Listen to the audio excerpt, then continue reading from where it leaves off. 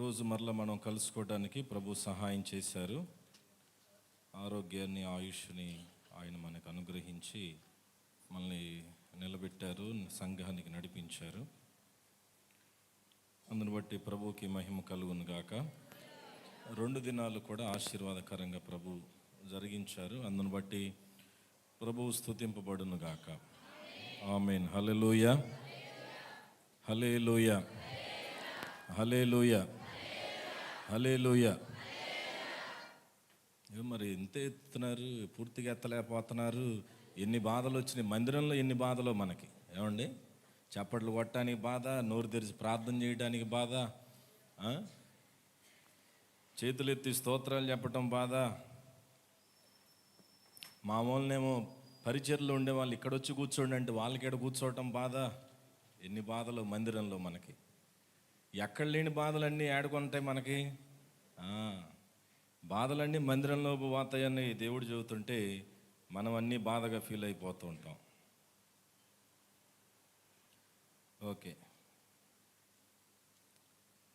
పరిచర్యకి సమర్పించుకున్నాం అనే వాళ్ళు వచ్చి ఇక్కడ కూర్చోండి బాబు. తిమోతి అంటే సౌండ్ ఆపరేట్ చేస్తున్నాడుగా, మీ ప్లేస్ ఇదే, అది కాదు. నువ్వు అటు కూర్చుని మళ్ళీ ఆయన ఆనుకోవాలి.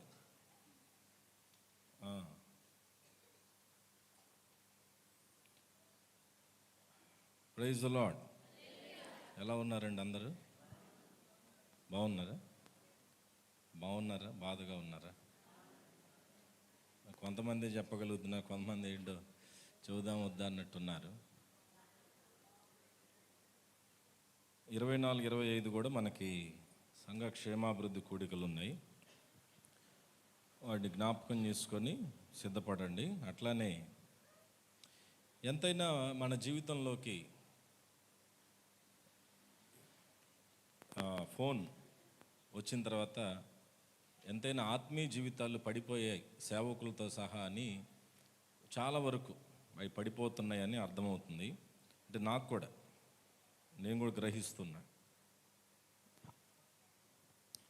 మనము బైబిల్ చూస్తున్నట్లుగానే ఫోన్ చూసుకోవచ్చు. మా వాళ్ళు మొన్న ఆరాధన ప్రార్థన చేస్తుండగానే ఎడిటింగ్ చేస్తున్నారు ఫోటో కొలేజ్ని. అంటే ఆ అవ్వగానే ఫోటో పెట్టాలి గ్రూప్లో అని ప్రార్థన చేస్తూనే ఉన్నారు. 8వ తారీఖు ఉదయం నడిపిస్తున్న చివరి ప్రార్థనలు ఉండగానే వీళ్ళు కళ్ళు తెరుచుకొని చక్కగా ఫోటో ఎడిటింగ్ చేసుకుంటూ ఉన్నారు.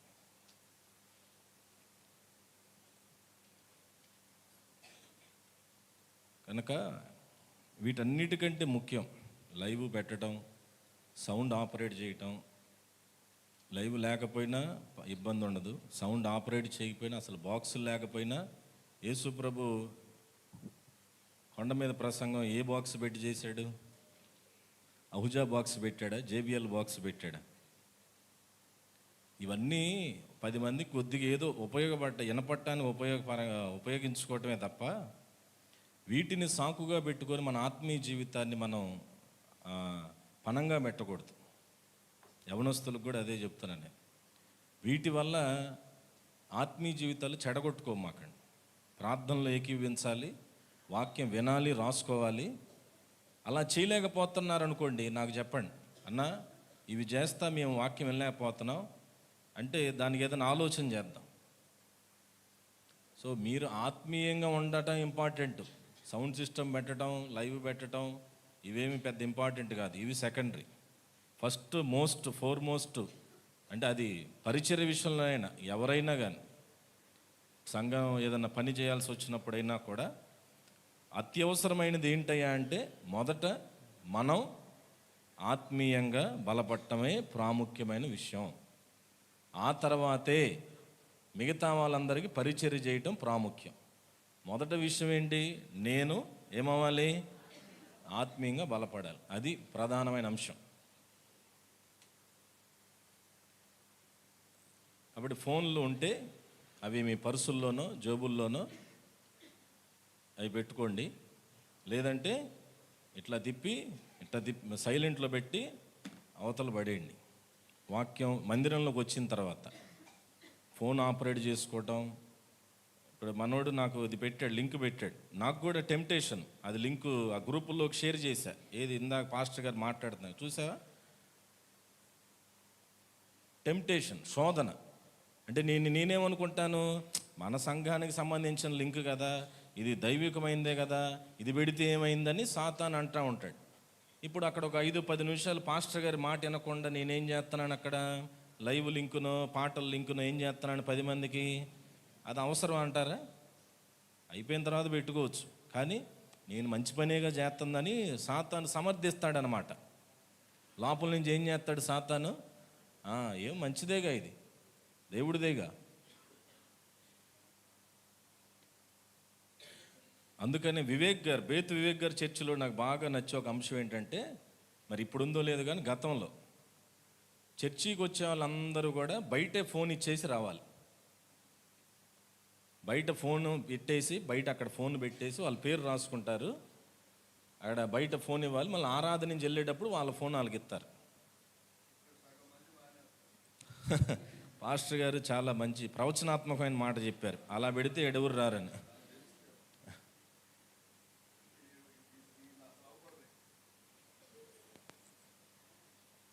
కాబట్టి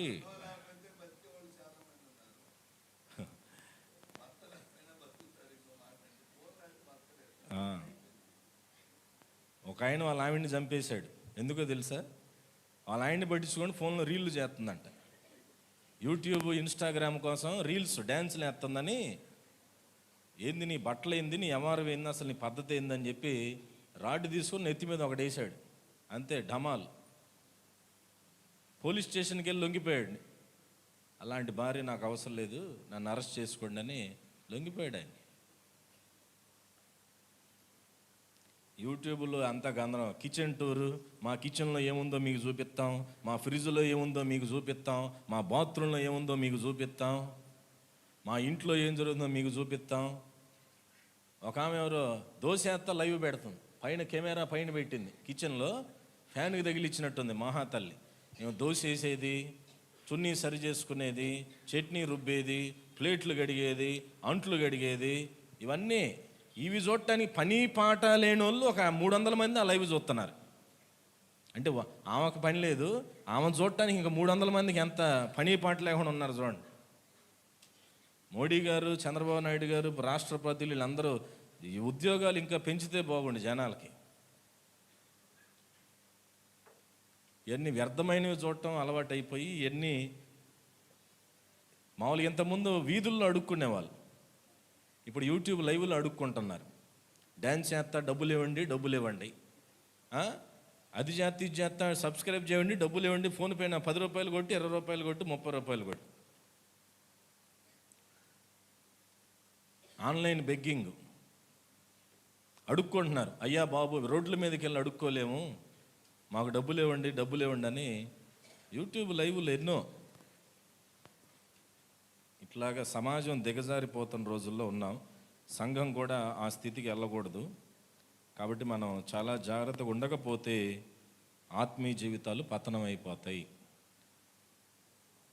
విశ్వాసంలో పడిపోయిన స్థితికి వెళ్ళిపోతాం. అందుకనే స్వామి గారు, ప్రకాష్ గారు, మరి యోనా గారు, ఇలాంటి కొంత ఆత్మీయ జీవితాలను ఉజ్జీవింపజేసే సేవకులు, అలాంటి వారిని మనం ఎక్కువగా పిలుస్తూ ఉంటాం. ఇమానియేల్ గారు, ఇలాంటి వారందరూ కూడా మన ఆత్మీయ జీవితాన్ని పురుకొల్పే ప్రసంగాలు చేస్తారు. కాబట్టి సేవకులకి అనగా నాకు నిన్న రాత్రి ఒక ఆలోచన వచ్చింది, ఇలా పాస్టర్ గారు పెడితే మన సంఘం పెట్టుకుంటే బాగుంది. అంటే 4 నెలలకు ఒకసారి సంఘ క్షేమాభివృద్ధి కూడికలు, నాన్నగారు 4 నెలలకు ఒకసారి, అంటే జనవరి, ఏప్రిల్, ఆగస్టు, డిసెంబర్ ఇలాగ మనం పెట్టుకుంటే, ఇలాంటి దైవజనులు సేవకులు ఈ జనవరి ఆరంభంలో ఏర్పాటు చేశారు. మరియు చెప్పారు మన మీటింగ్స్లో, ప్రతి సంవత్సరం జనవరిలో జరుగుతాయి, ఖచ్చితంగా జరగాలి. ఇలాంటి ఆత్మసంబంధమైన దైవజనులు సంవత్సర ఆరంభంలో వచ్చి మనకి వర్తమానం అందిస్తే అది సంవత్సరం అంతా మనకు ఉపయోగపడుతూ ఉంటాయి. హల్లెలూయా. ఆ తర్వాత మళ్ళీ ఏప్రిల్, ఆ తర్వాత మళ్ళీ 4 నెలలకు ఆగస్టులో, ఆ తర్వాత మళ్ళీ డిసెంబర్ వైపు మనకి 23 వార్షికోత్సవం కూడుకుంటుంది. 22, 23 అలాగ మనం ఏర్పాటు చేసుకోవచ్చు. ఇవన్నీ కూడా సంవత్సరం ఆరంభం నుంచి ముగింపు వరకు మనకి ఇంధనం లాంటిది. ఎలాంటిదండి? పెట్రోల్. ఆత్మీయ జీవితాన్ని నడిపించే ఆత్మీయ పెట్రోల్ అన్నమాట. హల్లెలూయా. కాబట్టి మంచి ఆలోచన దైవజనులకు ఇచ్చారు దేవుడు. సంఘ క్షేమాభివృద్ధి కూడికలు. సహజంగా మీటింగ్స్ అంటే మనం పనుల్లోనో కొంత విని కొంత వినకపోవచ్చు వాక్యం. కానీ సంఘ క్షేమాభివృద్ధి కూడికలు అంటే పెద్ద పనులే ఉండవు. ఇక్కడే చర్చిలోనే కాబట్టి అందరూ వాక్యం వింటాం, వాటిని ద్వారా దీవించబడతాం. కాబట్టి వాటి కొరకు మనం సిద్ధపడదాం. సంఘ వాగ్దానం చెప్తారు ఒకసారి. మాస్టర్ గారు చెప్పకూడదు, మీరందరూ చెప్పాలి. ఆయనకు గుర్తుంటుంది డౌట్ లేకుండా. మీకు గుర్తుందో లేదో చెప్పాలి. అంతవరకు చెబితే కుదరదు, వచనం కూడా చెప్పాలి. పాస్టర్ గారి పాపం ఖర్చు పెట్టి మరి ట్రంప్ కార్డు వేయించాడు. ట్రంప్ అంటే డొనాల్డ్ ట్రంప్, అమెరికా ఆయన కాదు. మనం వేసిన పాకెట్ క్యాలెండర్ ట్రంప్ కార్డు అంటారు. చింపినా జనగదనమాట. 21వ తారీఖు ఎవరో పాపం ఒక ఆయన కోపంతో చింపుదాం అనుకున్నాడు, ఆ జనకాడ పడేసిపోయాడు. ఏంటి వాగ్దానం చెప్పండి? దేవుడు మాతోనున్నాడు. ఎంత? యెషయా గ్రంథం 8వ అధ్యాయం 10వ వచనం. వాస్తవంగా ఈరోజు యోహాను మొదటి పత్రిక 7, 8, 9, 10 వచనాల్లో చెప్పాలని ఆలోచించాను. కానీ ఈ సంఘ వాగ్దానం మీద ఒక వర్తమానం చెప్తే బాగుంటుందని జనవరి 8వ తారీఖు అనుకున్నాను. అప్పటి నుంచి ఆలోచిస్తూ కొన్ని తలంపులు నా మదిలోకి వచ్చాయి. వాటిని మీకు చెప్పాలని ఇష్టపడుతున్నాను. మొదట దేవుడు మన సంఘానికి ఇచ్చిన వాగ్దానం మనం చదువుకుందాం. అందరం బైబిల్ తెరవండి. 574వ పేజీ, యెషయా గ్రంథం 8వ అధ్యాయము 10వ వచనం. యెషయా గ్రంథము 8వ అధ్యాయము 10వ వచనం అందరం తెరచి చదువుకుందాము. అందరూ తీశారండి? 574వ పేజీ, 8వ అధ్యాయం 10వ వచనం చదువుకుందాం. అందరం కలిసి చదువుకుందాం. ఆలోచన చేసుకొనినను అది వ్యర్థమగును, మాట పలికినను అది నిలువదు, దేవుడు మాతో ఉన్నాడు. ఆమేన్. హల్లెలూయా. ఇది మన జీవితాల్లో దేవుడు నెరవేర్చునుగాక. ఆమేన్. హల్లెలూయా. హల్లెలూయా. దేవుడు మనతో ఉన్నాడు అనేది ఇది ఒక అభయంతో కూడిన వాక్యం మాత్రమే కాదు, కానీ ఇది ఒక నిబంధనతో కూడిన మాట. ఏ మాట అండి? నిబంధన. Covenant word. నిబంధనతో కూడిన మాట. అంటే ఇది ఒక ప్రవచనాత్మకమైన వాగ్దానంతో కూడిన మాట. ఇది ఏదో నేను ఉంటానులే అని ఆదరించడానికి దేవుడు చెబుతున్న మాట మాత్రమే కాదు, కానీ ఆ ప్రజల్ని బలపరచడానికి దేవుడు యూదా ప్రజలకు అనుగ్రహిస్తున్న ఒక వాగ్దానపు వాక్యం. ఈ సంవత్సరం మన సంఘానికి దేవుడిచ్చిన వాగ్దానపు వాక్యం ఏమిటది? మరొకసారి నా కొరకు బిగ్గరగా చెప్తారా? దేవుడు మాతో ఉన్నాడు. వ్యక్తిగతంగా చెప్పండి. దేవుడు నాతో ఉన్నాడు. ఎందుకో తెలియదు కానీ అంతకు ముందు కూడా నేను ఇమ్మానుయేలు అనేది గత సంవత్సరం చివరిలో దేవుడు ఇమ్మానుయేలుగా ఉంటానని అన్నాడు. అనుకోకుండా సేవకులను మనసులో కూడా దేవుడు అదే. ఇమ్మానుయేలు అంటే అర్థం ఏంటి? దేవుడు మనకి తోడు. ఇప్పుడు సంఘానికి దేవుడు ఇచ్చిన వాగ్దానం ఏంటి? దేవుడు. సో ఇక్కడ ఇద్దరికి కూడా పరిశుద్ధాత్మ దేవుడు ఒకే అర్థాన్నిచ్చే వాగ్దానాన్ని ఈ సంవత్సరానికి అనుకోకుండా, ఒకరికి తెలియకుండా ఒకరికి, అదే పరిశుద్ధాత్మ దేవుని కార్యం. అంటే ఒకరికి తెలియకుండా ఒకరికి ఒకే విధమైన అర్థాన్నిచ్చే మాటను, దేవుని గుణాన్ని ప్రభు పరిచయం చేశాడు. కనుక ఈ సంవత్సరం అలాగా ప్రభు మనతో ఉండి మనం ఆయనతో ఉండి నడుచుదుముగాక. ఒక 5 విషయాలు నేను నేర్పించాలని అనుకుంటూ ఉన్నాను. 6వదిగా ఆ వాగ్దానంలో నుంచి 2 సంగతులు, మొత్తం 7 సంగతులు మీకు చెప్పి నేను నా వర్తమానాన్ని ముగిస్తాను. మొదటిది ఏంటంటే, మనం చదువుకున్న మా వాగ్దానం, దేవుడు మనతో ఉన్నప్పుడు శత్రు ఆలోచన పనిచేయదు, వాడి మాట నిలువదని యెషయా గ్రంథం 8:10 చెప్తుంది. అయితే నేను ఆలోచన చేశాను, ఇలాంటి మాటలు దేవుడు ఎవరికి చెప్పాడు?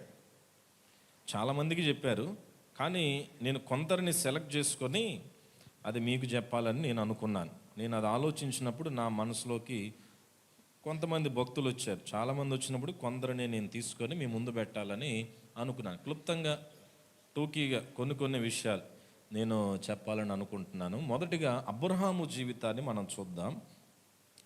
12వ అధ్యాయము 1, 2, 3 వచనాలు చదువుతారా? 12వ అధ్యాయం, ఆది కాండం 12వ అధ్యాయము 1, 2, 3 వచనాలు.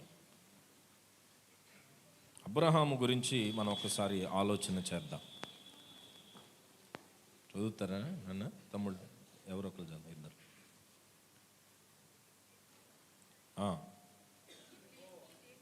యెహోవా అని గ్యాప్ ఇవ్వండి, ఎందుకంటే మళ్ళీ యెహోవా అని లేకపోమన్నట్టు ఉంటుంది అది. యెహోవా నీవు లేచి నీ దేశము నుండి బంధువుల యొద్ద నుండి తండ్రి ఇంట నుండి బయలుదేరి నేను నీకు చూపించు దేశమునకు వెళ్ళుము. నిన్ను గొప్ప జనముగా చేసి నిన్ను ఆశీర్వదించి నీ నామమును గొప్ప చేయుదును. నీవు ఆశీర్వాదముగా ఉందువు. నిన్ను ఆశీర్వదించు వారిని నేను ఆశీర్వదించెదను అని ఇలాగ దేవుడు అబ్రహాముతో మాట్లాడుతూ వచ్చాడు. అలానే 15వ అధ్యాయంలో కూడా ఒక మాట అంటాడండి అబ్రహాము గారు. 15:1 చదువుతారు ఒకసారి. 15:1.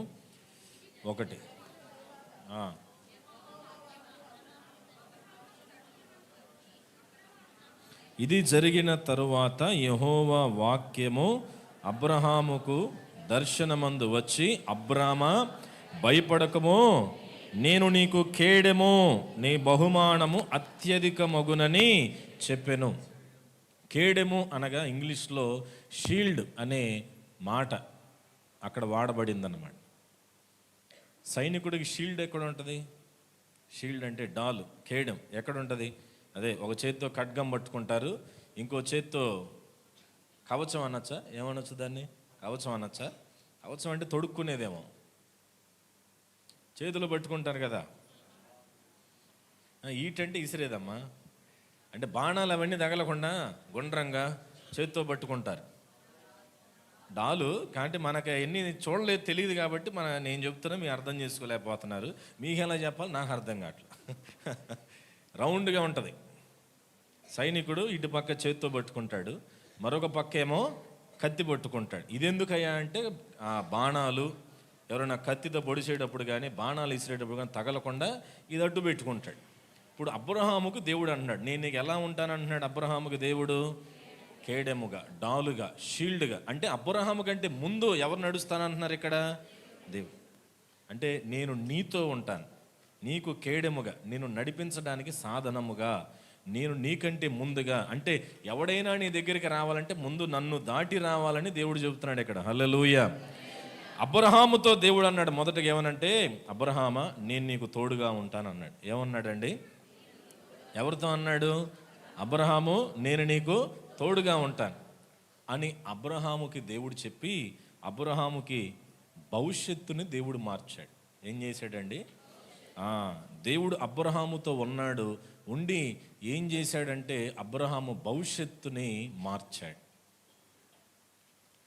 గమ్యం తెలీదు, విగ్రహాలని ఆరాధిస్తూ అమ్ముకుంటూ బ్రతుకుతున్న అబ్రహామును తనలో ఉన్న ఆశను దేవుడు గమనించి, తనలో భగవంతుడి కొరకు అన్వేషణ దేవుడు అబ్రహాము జీవితంలో గమనించి, ఆ తరము వారిలో అబ్రహామును దేవుడు ఎన్నుకొని, నేను నిన్ను ఆశీర్వదిస్తాను బాబు, నేను నీకు తోడుగా ఉంటాను, నీకు కేడెముగా ఉంటాను, శత్రువులు నీ దగ్గరికి రాకుండా నీకు ముందుగా నేను నడుస్తాను, నన్ను దాటి ఎవరైనా నీ దగ్గరికి వచ్చేంతగా కాపుదల నీకు అనుగ్రహిస్తానని దేవుడు అబ్రహాముకు చెప్పి, అబ్రహాముకి దేవుడు ఒక షీల్డ్గా ఆయన తోడయ్యుండి, ఒక కాంపౌండ్ వాళ్ళలాగా, ఒక పెద్ద కొండలాగా, కోటలాగా అబ్రహాముకు తోడుగా ఉండి అబ్రహామును దేవుడు నడిపిస్తూ వచ్చి, ఒంటరిగా ప్రారంభించిన తన ప్రయాణం, ఏమీ లేనివాడిగా ప్రారంభించిన తన ప్రయాణాన్ని దేవుడు ఉన్నతమైన స్థితిలోకి అబ్రహాము గారిని దేవుడు తీసుకొని వెళ్ళాడు. హల్లెలూయా, హల్లెలూయా. కనుక ఆయనతో చెప్పాడు తోడుగా ఉంటానన్నాడు. ఎటు వెళ్ళాలో ఏమి చేయాలో అర్థం కాని పరిస్థితుల్లో తన యొక్క ప్రయాణాన్ని ప్రారంభించాడు. కానీ చివరికి అబ్రహామును బట్టి ఇస్సాకుని, ఇస్సాకును బట్టి యాకోబుని, యాకోబును బట్టి యోసేపుని, యోసేపును బట్టి అటు తర్వాత వచ్చిన మోషేని, ఆ మోషేని ఎన్నుకున్న తర్వాత మళ్ళీ యెహోషువని ఎన్నుకొని అబ్రహాముకి ఇచ్చిన వాగ్దానాన్ని బట్టి తరం వెంబడి తరం, తరం వెంబడి తరము, ప్రజల వెంబడి ప్రజలను దేవుడు ఆశీర్వదిస్తూ వాగ్దాన భూమిలోకి అడుగుపెట్టేంత వరకు కూడా, ఇప్పటి వరకు కూడా ఇశ్రాయేల్ ప్రజలు, మొన్న ఆయన పేరేంటి, రాజమౌళి వాళ్ళ నాన్న పేరు, రాజమౌళి డైరెక్టర్ వాళ్ళ నాన్న పేరు విజేంద్ర ప్రసాద, ఏదో విజయ్ ప్రసాద్, విజేంద్ర ప్రసాద ఆయన గారి పేరు. ఆయన ఇంటర్వ్యూ బయట ఒకటి చూశాను. ఆయన చెప్తున్నాడు, నాకు ప్రపంచంలో బాగా ఇష్టమైన దేశం ఇండియా తర్వాత ఇస్రాయేల్ దేశం, అక్కడికి నేను వెళ్ళాను. యేసు ప్రభు సిలువ కూడా ఆయన మోసాడంట. అంటే అక్కడ ఒక పండుగ, ఒక పద్ధతి ఉంటుంది, అక్కడ వెళితే ఆయన ఎంత బరువు భరించాడో, ఎంత బాధ అనుభవించాడో మనం తెలుసుకోవడానికి అలాగ చేస్తారు. నేను కూడా ఆయన సిలువ కొద్దిసేపు మోసాను. యేసు ప్రభు అంటే నాకు చాలా ఇష్టం, ఇస్రాయేల్ దేశం అంటే కూడా చాలా ఇష్టం అని అంటూ ఉన్నాడు. వాళ్ళ గురించి చరిత్ర అంతా చెబుతున్నాడు ఆయన. ఒక సినిమా డైరెక్టర్ ఆయన. రాజమౌళి గారు తీసిన సినిమాలన్నిటి కూడా స్క్రిప్ట్ రాసేది ఆయనే, వాళ్ళ నాన్న. ఆయన ఒక అన్యుడు, ఆయన ఇశ్రాయేల్ దేశం వెళ్ళిన యూదుల చరిత్ర అంతా కూడా, వాళ్ళని ఎవరు హింసించారు, ఎవరు వాళ్ళని తరిమి కొట్టారు, ఇవన్నీ చెప్తా ఉన్నాడు ఆ ఇంటర్వ్యూలో. అరే, ఒక అన్యుడు ఎంతగా అన్వేషించాడు క్రైస్తవ్యాన్ని, యోధా మతాన్ని, చాలా ఆశ్చర్యం అనిపించింది. ఇది మనం తెలుసుకోలేకపోతున్నాం, వాటిని గుర్తుపెట్టుకోలేకపోతున్నాం. కనుక అన్నీ చెబుతూ వచ్చాడు. ఈ యూదులందరూ కూడా తరిమేయబడ్డారు, కానీ వాళ్ళ దేవుడు వాళ్ళకు తోడుగా ఉండి మరలా ఆ దేశంలో సమకూర్చాడు, వాళ్ళకి తోడుగా ఉన్నారు, వాళ్ళని ఆశీర్వదించాడు, అభివృద్ధి పరుస్తున్నాడు అన్నిటి చెప్తున్నాడు. ఇవన్నీ ఎందుకు దేవుడు వాళ్ళని ఆశీర్వదించాడు? అది చిన్న దేశమైనా ఎంతోమంది యుద్ధాలు చేస్తున్న దాన్ని ఎందుకు గెలవలేకపోతున్నారంటే, ఆనాడు అబ్రహాముకి చెప్పాడు దేవుడు, ఏమని, అబ్రహామా నేను నీకు ఏమై ఉంటా అన్నాడు ఆయన, తోడుగాను కేడెముగా ఉంటాను. ఎవడైనా నిన్ను కదిలించాలంటే ముందు ఎవరిని కదిలించాలా? నన్ను. ఎప్పుడు రాకడ వచ్చిద్ది అంటే ఒక ప్రధానమైన సూచన ఏంటంటే, ఎప్పుడైతే ఇశ్రాయేల్ ప్రజలు మాకు చేత కాదు అని చేతులు ఎత్తేస్తారో భూమి మీద, మేము యుద్ధం చేయలేం, మేము సర్వైవ్ అవ్వలేం, మేము బ్రతకలేం, మేము లొంగిపోతున్నామని ప్రపంచం ఎదుట చేతులెత్తి మోకరిల్లినప్పుడు దేవుని రాకడ కొన్ని రోజుల్లోనే వచ్చేసి దాన్ని గుర్తుపెట్టుకోండి. వారు ఇప్పటి వరకు సరెండర్ అవ్వలేదు. 5-10 దేశాలు వాళ్ళ మీద దాడి చేస్తున్నా వెన్ను చూపకుండా రొమ్ము విరుచుకొని యుద్ధం చేస్తున్నారు. చిన్న దేశం గుంటూరు ఆంధ్రప్రదేశ్ అంతా కూడా ఉండిద్దో లేదో, ఆంధ్రప్రదేశ్ రాష్ట్రం అంతైనా ఉండిద్దో లేదో బెత్లెహేము, యెరూషలేము, అంత చిన్న రాష్ట్రం భారతదేశానికి సహాయం చేసే స్థాయికి ఎదిగింది. కొత్త కొత్త విషయాలను కనిపెట్టింది. ప్రపంచంలో ఉన్న గొప్ప గొప్ప మేధావులు అక్కడి నుంచే, యాపిల్ కంపెనీ, మైక్రోసాఫ్ట్ కంపెనీ, వీటందరికి కూడా ఆ కంపెనీ యొక్క మూలాలు, ఆ మ్యానుఫ్యాక్చరింగ్ యూనిట్స్ అవన్నీ కూడా యెరూషలేము నుంచే ప్రారంభమైనాయి. మరియు తమిళనాడు వాళ్ళు వాడుకుంటున్న డ్రైనేజ్ నీళ్లను మంచి నీళ్ళుగా మార్చే టెక్నాలజీ ఇశ్రాయేలు దేశం నేర్పించింది మన తమిళనాడు రాష్ట్రానికి. ఎందుకు అంత చిన్న దేశాన్ని ప్రపంచానికి తలమానికగా దేవుడు ఎందుకు పెట్టి, ఎవడైనా కానీ ఇశ్రాయేల్ ప్రజలు, యూదులు యెరూషలేము గురించి తెలియనిదే వారు ఎవరు ఉండరు. ఆ స్థాయికి దేవుడు ఎందుకు తీసుకెళ్ళాడంటే, అబ్రహాముకి దేవుడు ముందుగానే ఏం చేశాడు, ఆయన, నేను నీకు తోడుగా ఉంటాను, నీ సంతానానికి తోడుగా ఉంటాను, నీ తరాలకు తోడుగా ఉంటాను అని దేవుడు వాగ్దానం ఇచ్చాడు.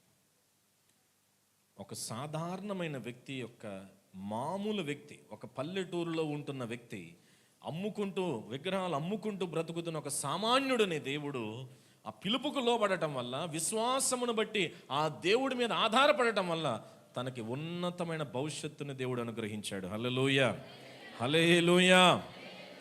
కనుక ఈ మన సంఘానికి కూడా దేవుడు చెబుతున్న మాట, అబ్రహాముకు ఆనాడు చెప్పాడు, మనకి ఈనాడు కూడా ఆయన చెబుతున్నాడు. ప్రతిరోజు మనకి చెప్పే మాట, దేవుడు మనకి అంటే ఆయనే చెప్తున్నట్టు మనం ఆలోచన చేస్తే, నేను మీకు ఏమై ఉంటాను అంటున్నాడు ఆయన, తోడై ఉంటానన్నాడు. ఆయన గతంలో ఆయన ఆరోహణం వెళ్ళేటప్పుడు కూడా చెప్పాడు ఆయన, ఇదిగో మత్తయి సువార్త 28వ అధ్యాయంలో నేను సదాకాలము మీతో ఉంటానని ఆయన వాగ్దానం చేశాడు ముందుగానే. కనుక అబ్రహాము వలె మనం కూడా విశ్వాసాన్ని కాపాడుకోగలిగితే, విశ్వాసమును బట్టి దేవుని పిలుపుకు విధేయతను చూపించగలిగితే ఈ సంవత్సరం అంతా విశ్వాసాన్ని కోల్పోయే సందర్భాలు వస్తాయి, పరిస్థితులు వస్తాయి, కష్టాలు వస్తాయి, కన్నీళ్ళు వస్తాయి. అలాంటి పరిస్థితుల్లో కూడా విశ్వాసాన్ని వదులుకోకుండా ప్రభు మీదే ఆధారపడుతూ ప్రభు మీద ఎదురు చూస్తూ ఉంటే ఆయన నీకు తోడయుండి నీ భవిష్యత్తును ఉన్నతంగా మార్చగలిగిన దేవుడు ఆయన. హల్లెలూయా. అయితే అబ్రహాములాగా విశ్వాసం కలిగి ఉండగలరా? విశ్వాసాన్ని కాపాడుకోగలరా? పరిస్థితులు వచ్చినప్పుడు పడిపోకుండా విశ్వాసం మీద ఆధారపడి నడవగలరా? అబ్రహాము దేవుడి మీద ప్రేమ ఎంతవరకు వెళ్ళింది? ఇదిగో నీవు బాగుగా ప్రేమించుచున్న నీ కుమారుడు అన్నాడు దేవుడు. ఏమన్నాడు? 21వ అధ్యాయం ఆదికాండంలో, నీవు బాగుగా ప్రేమించుచున్న. ఆయన కోపం వచ్చేసింది. ఎవరాయనకి? అబ్రహాము కోపం వచ్చింది.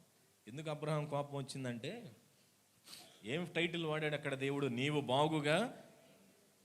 అదేంటి ప్రభువా, నా కొడుకు కంటే నేను ముందు బాగుగా ప్రేమించేది ఎవరినంటే అది నిన్నే అని నీకు అర్థం కావాలి. కాబట్టి నేనేం చేస్తానంటే, నా కొడుకు నేనేం చేసేస్తాను, బలి అన్నావు కదా, ఒక్క క్షణం కూడా ఆలోచించకుండా బలి ఇవ్వడానికి ముందుకెళ్ళాడండి. హల్లెలూయా.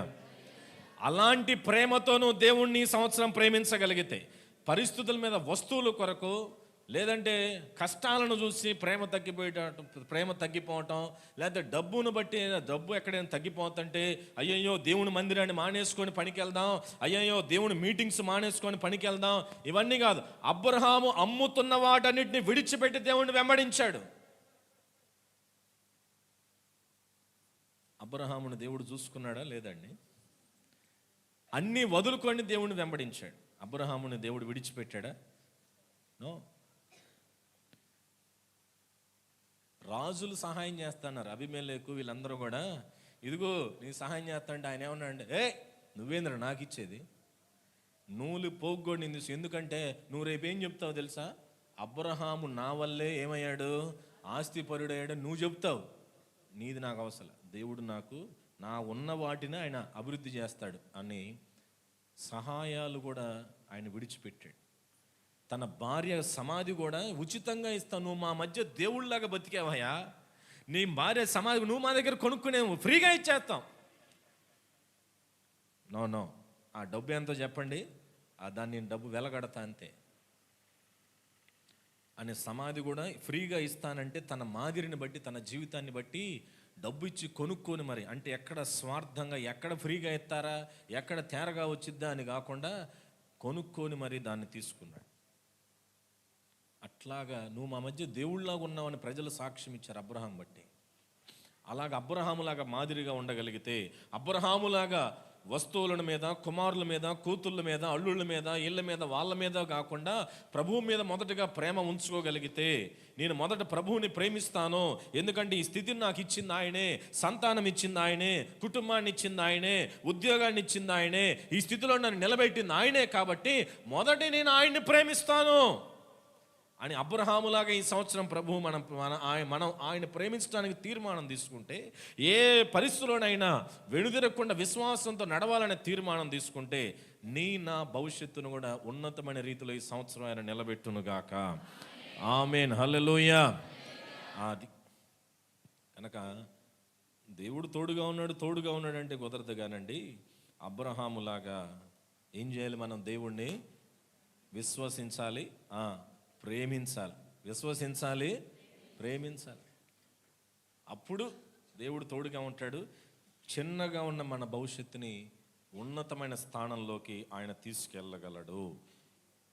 ఆదికాండం 28వ అధ్యాయం 15వ వచనం. ఆదికాండం 28వ అధ్యాయం 15వ వచనం చదువు. ఇదిగో నేను నీకు తోడయుండి నీవు వెళ్ళు ప్రతి స్థలమందు నిన్ను కాపాడుచు ఈ దేశం నిన్ను మరలా రప్పించదను, నేను నీతో చెప్పినది నెరవేర్చే వరకు నిన్ను విడువనని చెప్పగా. ఎవరితో చెప్పారు ఇంతకీ? ఏమండి, దేవుడు ఎవరితో చెప్పాడు ఈ మాట? యాకోబుతో చెప్పాడు. రెండవది భక్తుడు జీవితం ఎవరయ్యా అంటే, దేవుడు యాకోబుతో ఉన్నాడు, యాకోబు భయాలన్నిటినీ తొలగించాడు. మొదట దేవుడు ఎవరికి తోడుగా ఉన్నాడు అనుకున్నాం మనం? దేవుడు అబ్రహాముకు తోడుగా ఉన్నాడు. భవిష్యత్తుని ఏం చేశాడండి? అబ్రహాం భవిష్యత్తుని ఉన్నతంగా మార్చేశాడు, భవిష్యత్తుని మార్చేశాడు. గతం మార్చలేం, కానీ మనం ఏం మార్చుకోగలం? భవిష్యత్తు, మన ఫ్యూచర్ని మార్చగలం, రీడిఫైన్ చేయగలం, మార్చగలం. మన పరిస్థితులను చూసి, మనం వెళ్తున్న పరిస్థితులను చూసి ఇక నా జీవితం ఏముందిలే అని మనం అనుకోవచ్చు. కానీ ప్రభు చేతికి అప్పగించుకుంటే, విశ్వాసంతో ఉండగలిగితే, చిన్నవాడైన అబ్రహాముని దేవుడు ఉన్నతుడిగా మార్చేశాడు, భవిష్యత్తును మార్చాడు. రెండవదిగా యాకోబుతో అంటున్నాడు ఏమని? నేను నీకు తోడుగా ఉంటాను అని యాకోబుతో చెప్పాడు. మరి ఏం తొలగించాడంటే, యాకోబు యొక్క భయాలన్నిటిని కూడా దేవుడు ఏం చేశాడండి? తొలగించాడు. హల్లెలూయా. పారిపోతున్నాడు, ఇంటి నుంచి పారిపోతున్నాడు, భవిష్యత్తును వెతుక్కుంటూ పారిపోతున్నాడు. అయ్యో నన్ను ఎవరైనా చంపేస్తారేమోనని పారిపోతున్నాడు. అన్న నుంచి పరిగెత్తుకుంటూ పారిపోతున్నాడు. ఏదన్నా సంపాదించుకుందాం, భవిష్యత్తును మార్చుకుందాం, ప్రయోజకులం అవుదాం అని బంధువుల దగ్గరికి పారిపోతున్నాడు. గుండెల్లో ఎన్నో భయాలు, ఎంతో ఆవేదన. నేను ఇప్పుడు నడుస్తున్నాను, ప్రయాణం చేస్తున్నాను, ఏమైపోతుందో అని బేర్షెబా దగ్గరికి వచ్చాడు. నిద్రపోవటం మొదలుపెట్టాడు. ఆ నిద్రపోతూ కూడా ఎన్నో కలవరాలు, ఎన్నో ఆలోచనలు. ఇంటి నుంచి వచ్చేసాను, ఏమైపోతుందో, వివాహం సంగతి ఏంటో, ఉద్యోగం సంగతి ఏంటో. నేను ఒక్కడిగా వచ్చేసాను, ఒంటరిగా వచ్చాను, ఒంటరివాడిగా కదిలొచ్చాను. నన్ను ఆదుకునేది ఎవరు? నాకు ఉద్యోగాన్ని ఇచ్చేది ఎవరు? నన్ను వాళ్ళు సరిగ్గా చూసుకుంటారా? రేపు వివాహం సంగతి ఏంటి? ఇక్కడ ఒంటరిగా వచ్చాను, ఏమైపోతానో, నా జీవితం ఏమైపోయిద్దో.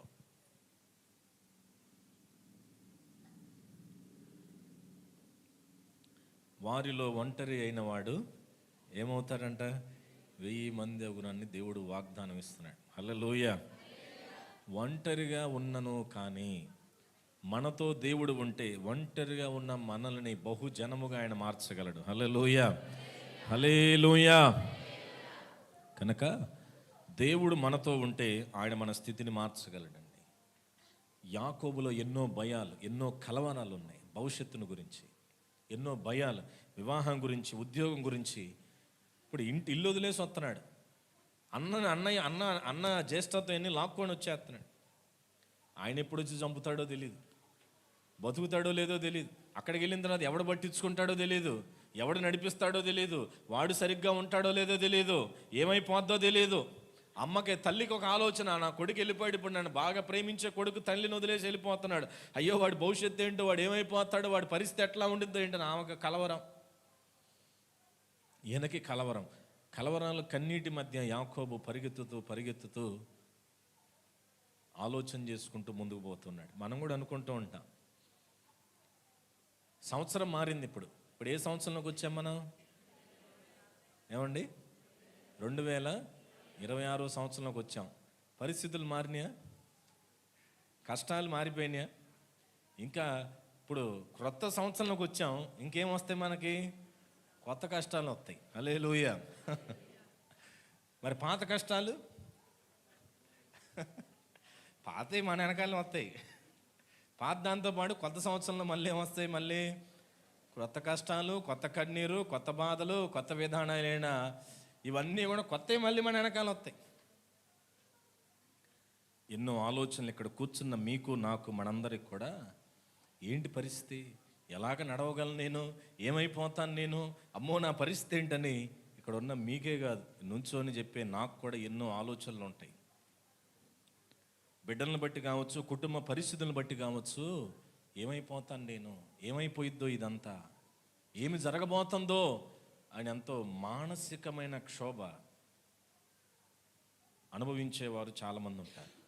యాకోబు కూడా అలాంటి ఒక నిరాశాజనకమైన కలవరాల మధ్య ప్రయాణం చేస్తున్నాడు. యవన కాలంలో ఉన్నాడు. పరిస్థితి ఏంటో, భవిష్యత్తు ఏంటో తెలియక అక్కడ అలాగా ఆ రాళ్ళుంటే, ఆ రాళ్ళు ఒక రాయి తీసుకొని దాన్ని దిండులాగా మార్చుకొని ఆ ఎడారిలో పడుకున్నాడు, రాయి దగ్గర.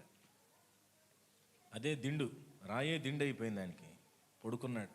అప్పుడు ఆయనకి దర్శనం వచ్చింది. దర్శనం వచ్చి అప్పుడు ఆ దర్శనములో దేవుడు యాకోబుకి చెబుతున్న మాట ఈ మాట 28:15 మరొక్కసారి చదువుదామా? ఇదిగో నేను నీకు తోడై ఉండి నీవు వెళ్ళు ప్రతి స్థలమందు నిన్ను కాపాడుచు. Praise the lord. Hallelujah, hallelujah. కలవరాల మధ్యలో భయభీతమైన ఆ హృదయముతో నేనేమైపోతాను, నా భవిష్యత్తు ఏంటని ఒక పక్క తల్లి ఆలోచిస్తుంది, ఒక పక్క యాకోబు ఆలోచిస్తున్నాడు.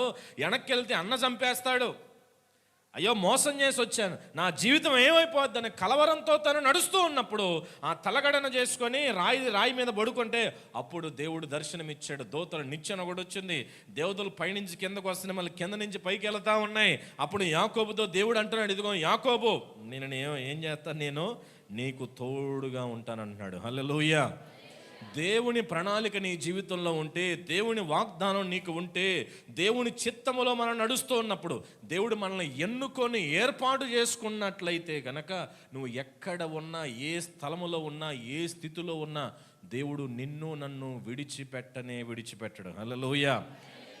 యాకోబు దేవుని చిత్తంలో ఉన్నాడు. ఎక్కడున్నాడండి యాకోబు? మా బైబిల్ కాలేజీలో మేడం గారు ఇప్పుడు ఒక మాట చెప్తూ ఉండే, భారతీయ గారు, దేవుడంట తన పరిశుద్ధులను ఎప్పుడూ కూడా స్వేచ్ఛగా పాపం చేయనివ్వడంట. వాళ్ళు పాపం చేస్తుంటే దాన్ని బయట వేస్తాడంట, వాళ్ళు పాపం చేస్తుంటే వాళ్ళని గుచ్చి దాంట్లో బయటికి తీసుకొస్తాడంట. అట్లానే యాకోబు పట్ల దేవుడికి ఏముంది చెప్పండి? ప్రణాళిక ఉంది. వాగ్దానం చేయబడగా దేవుని కనికరం ద్వారా పుట్టినవారు, దేవుని ప్రణాళికలో పుట్టినవాడు. దేవుని ప్రణాళిక యాకోబు జీవితంలో ఉంది కనుకనే యాకోబు పారిపోతున్నను కూడా దేవుడు యాకోబు చేయబట్టుకొని, భయపడమాకు, కలవరపు చెందమాకు, ఆలోచన చేయమాకు, నేను నీకు ఏమై ఉంటానన్నాడు దేవుడు అక్కడ. నేను నీకు తోడయుండి, అక్కడతో ఆపకుండా ఏమంటున్నాడు ఆయన? నువ్వు వెళ్ళు ప్రతి స్థలమందు నిన్ను కాపాడుచు అని మరలా రెండో మాట అంటాడు. నువ్వు ఏ స్థలములోకి వెళితే, కోటేశ్వరక్క ఏమంటున్నాడు? ఏ స్థలముకి వెళితే, తక్కిలపాడు వెళ్తే తోడుగా ఉంటా. ఒకప్పుడు వీళ్ళు తక్కిలపాడు కాదుగా, తక్కిలపాడు వచ్చారు, దేవుడు ఏమై ఉన్నాడు? ఇప్పుడు అన్నోళ్ళు కూడా వైజాగ్ నుంచి వచ్చారు, సబ్బవరం అక్కడి నుంచి వచ్చారు, తక్కిలపాడు వచ్చారు. ఒంటరిగా ఉన్న పరిస్థితుల్లో మా భవిష్యత్తు ఏంటని ఎత్తుక్కుంటూ వచ్చారు. అన్నదమ్ములిద్దరిని దేవుడు ఆశీర్వదించి ఉన్నతమైన స్థానంలో ఒక మంచి స్థితిలో దేవుడు నిలబెట్టాడు. హల్లెలూయా. నువ్వు ఏ స్థలంలోకి వెళితే ఆ స్థలంలో దేవుడే ఉన్నాడు. యాకోబుతో నేను అన్నాడు, అదే మాట స్పష్టంగా చెప్పాడు. నువ్వు వెళ్ళు ప్రతి స్థలమందు నిన్ను కాపాడుచు. నువ్వు వెళ్ళే ప్రతి స్థలములు నిన్ను కాపాడుతా.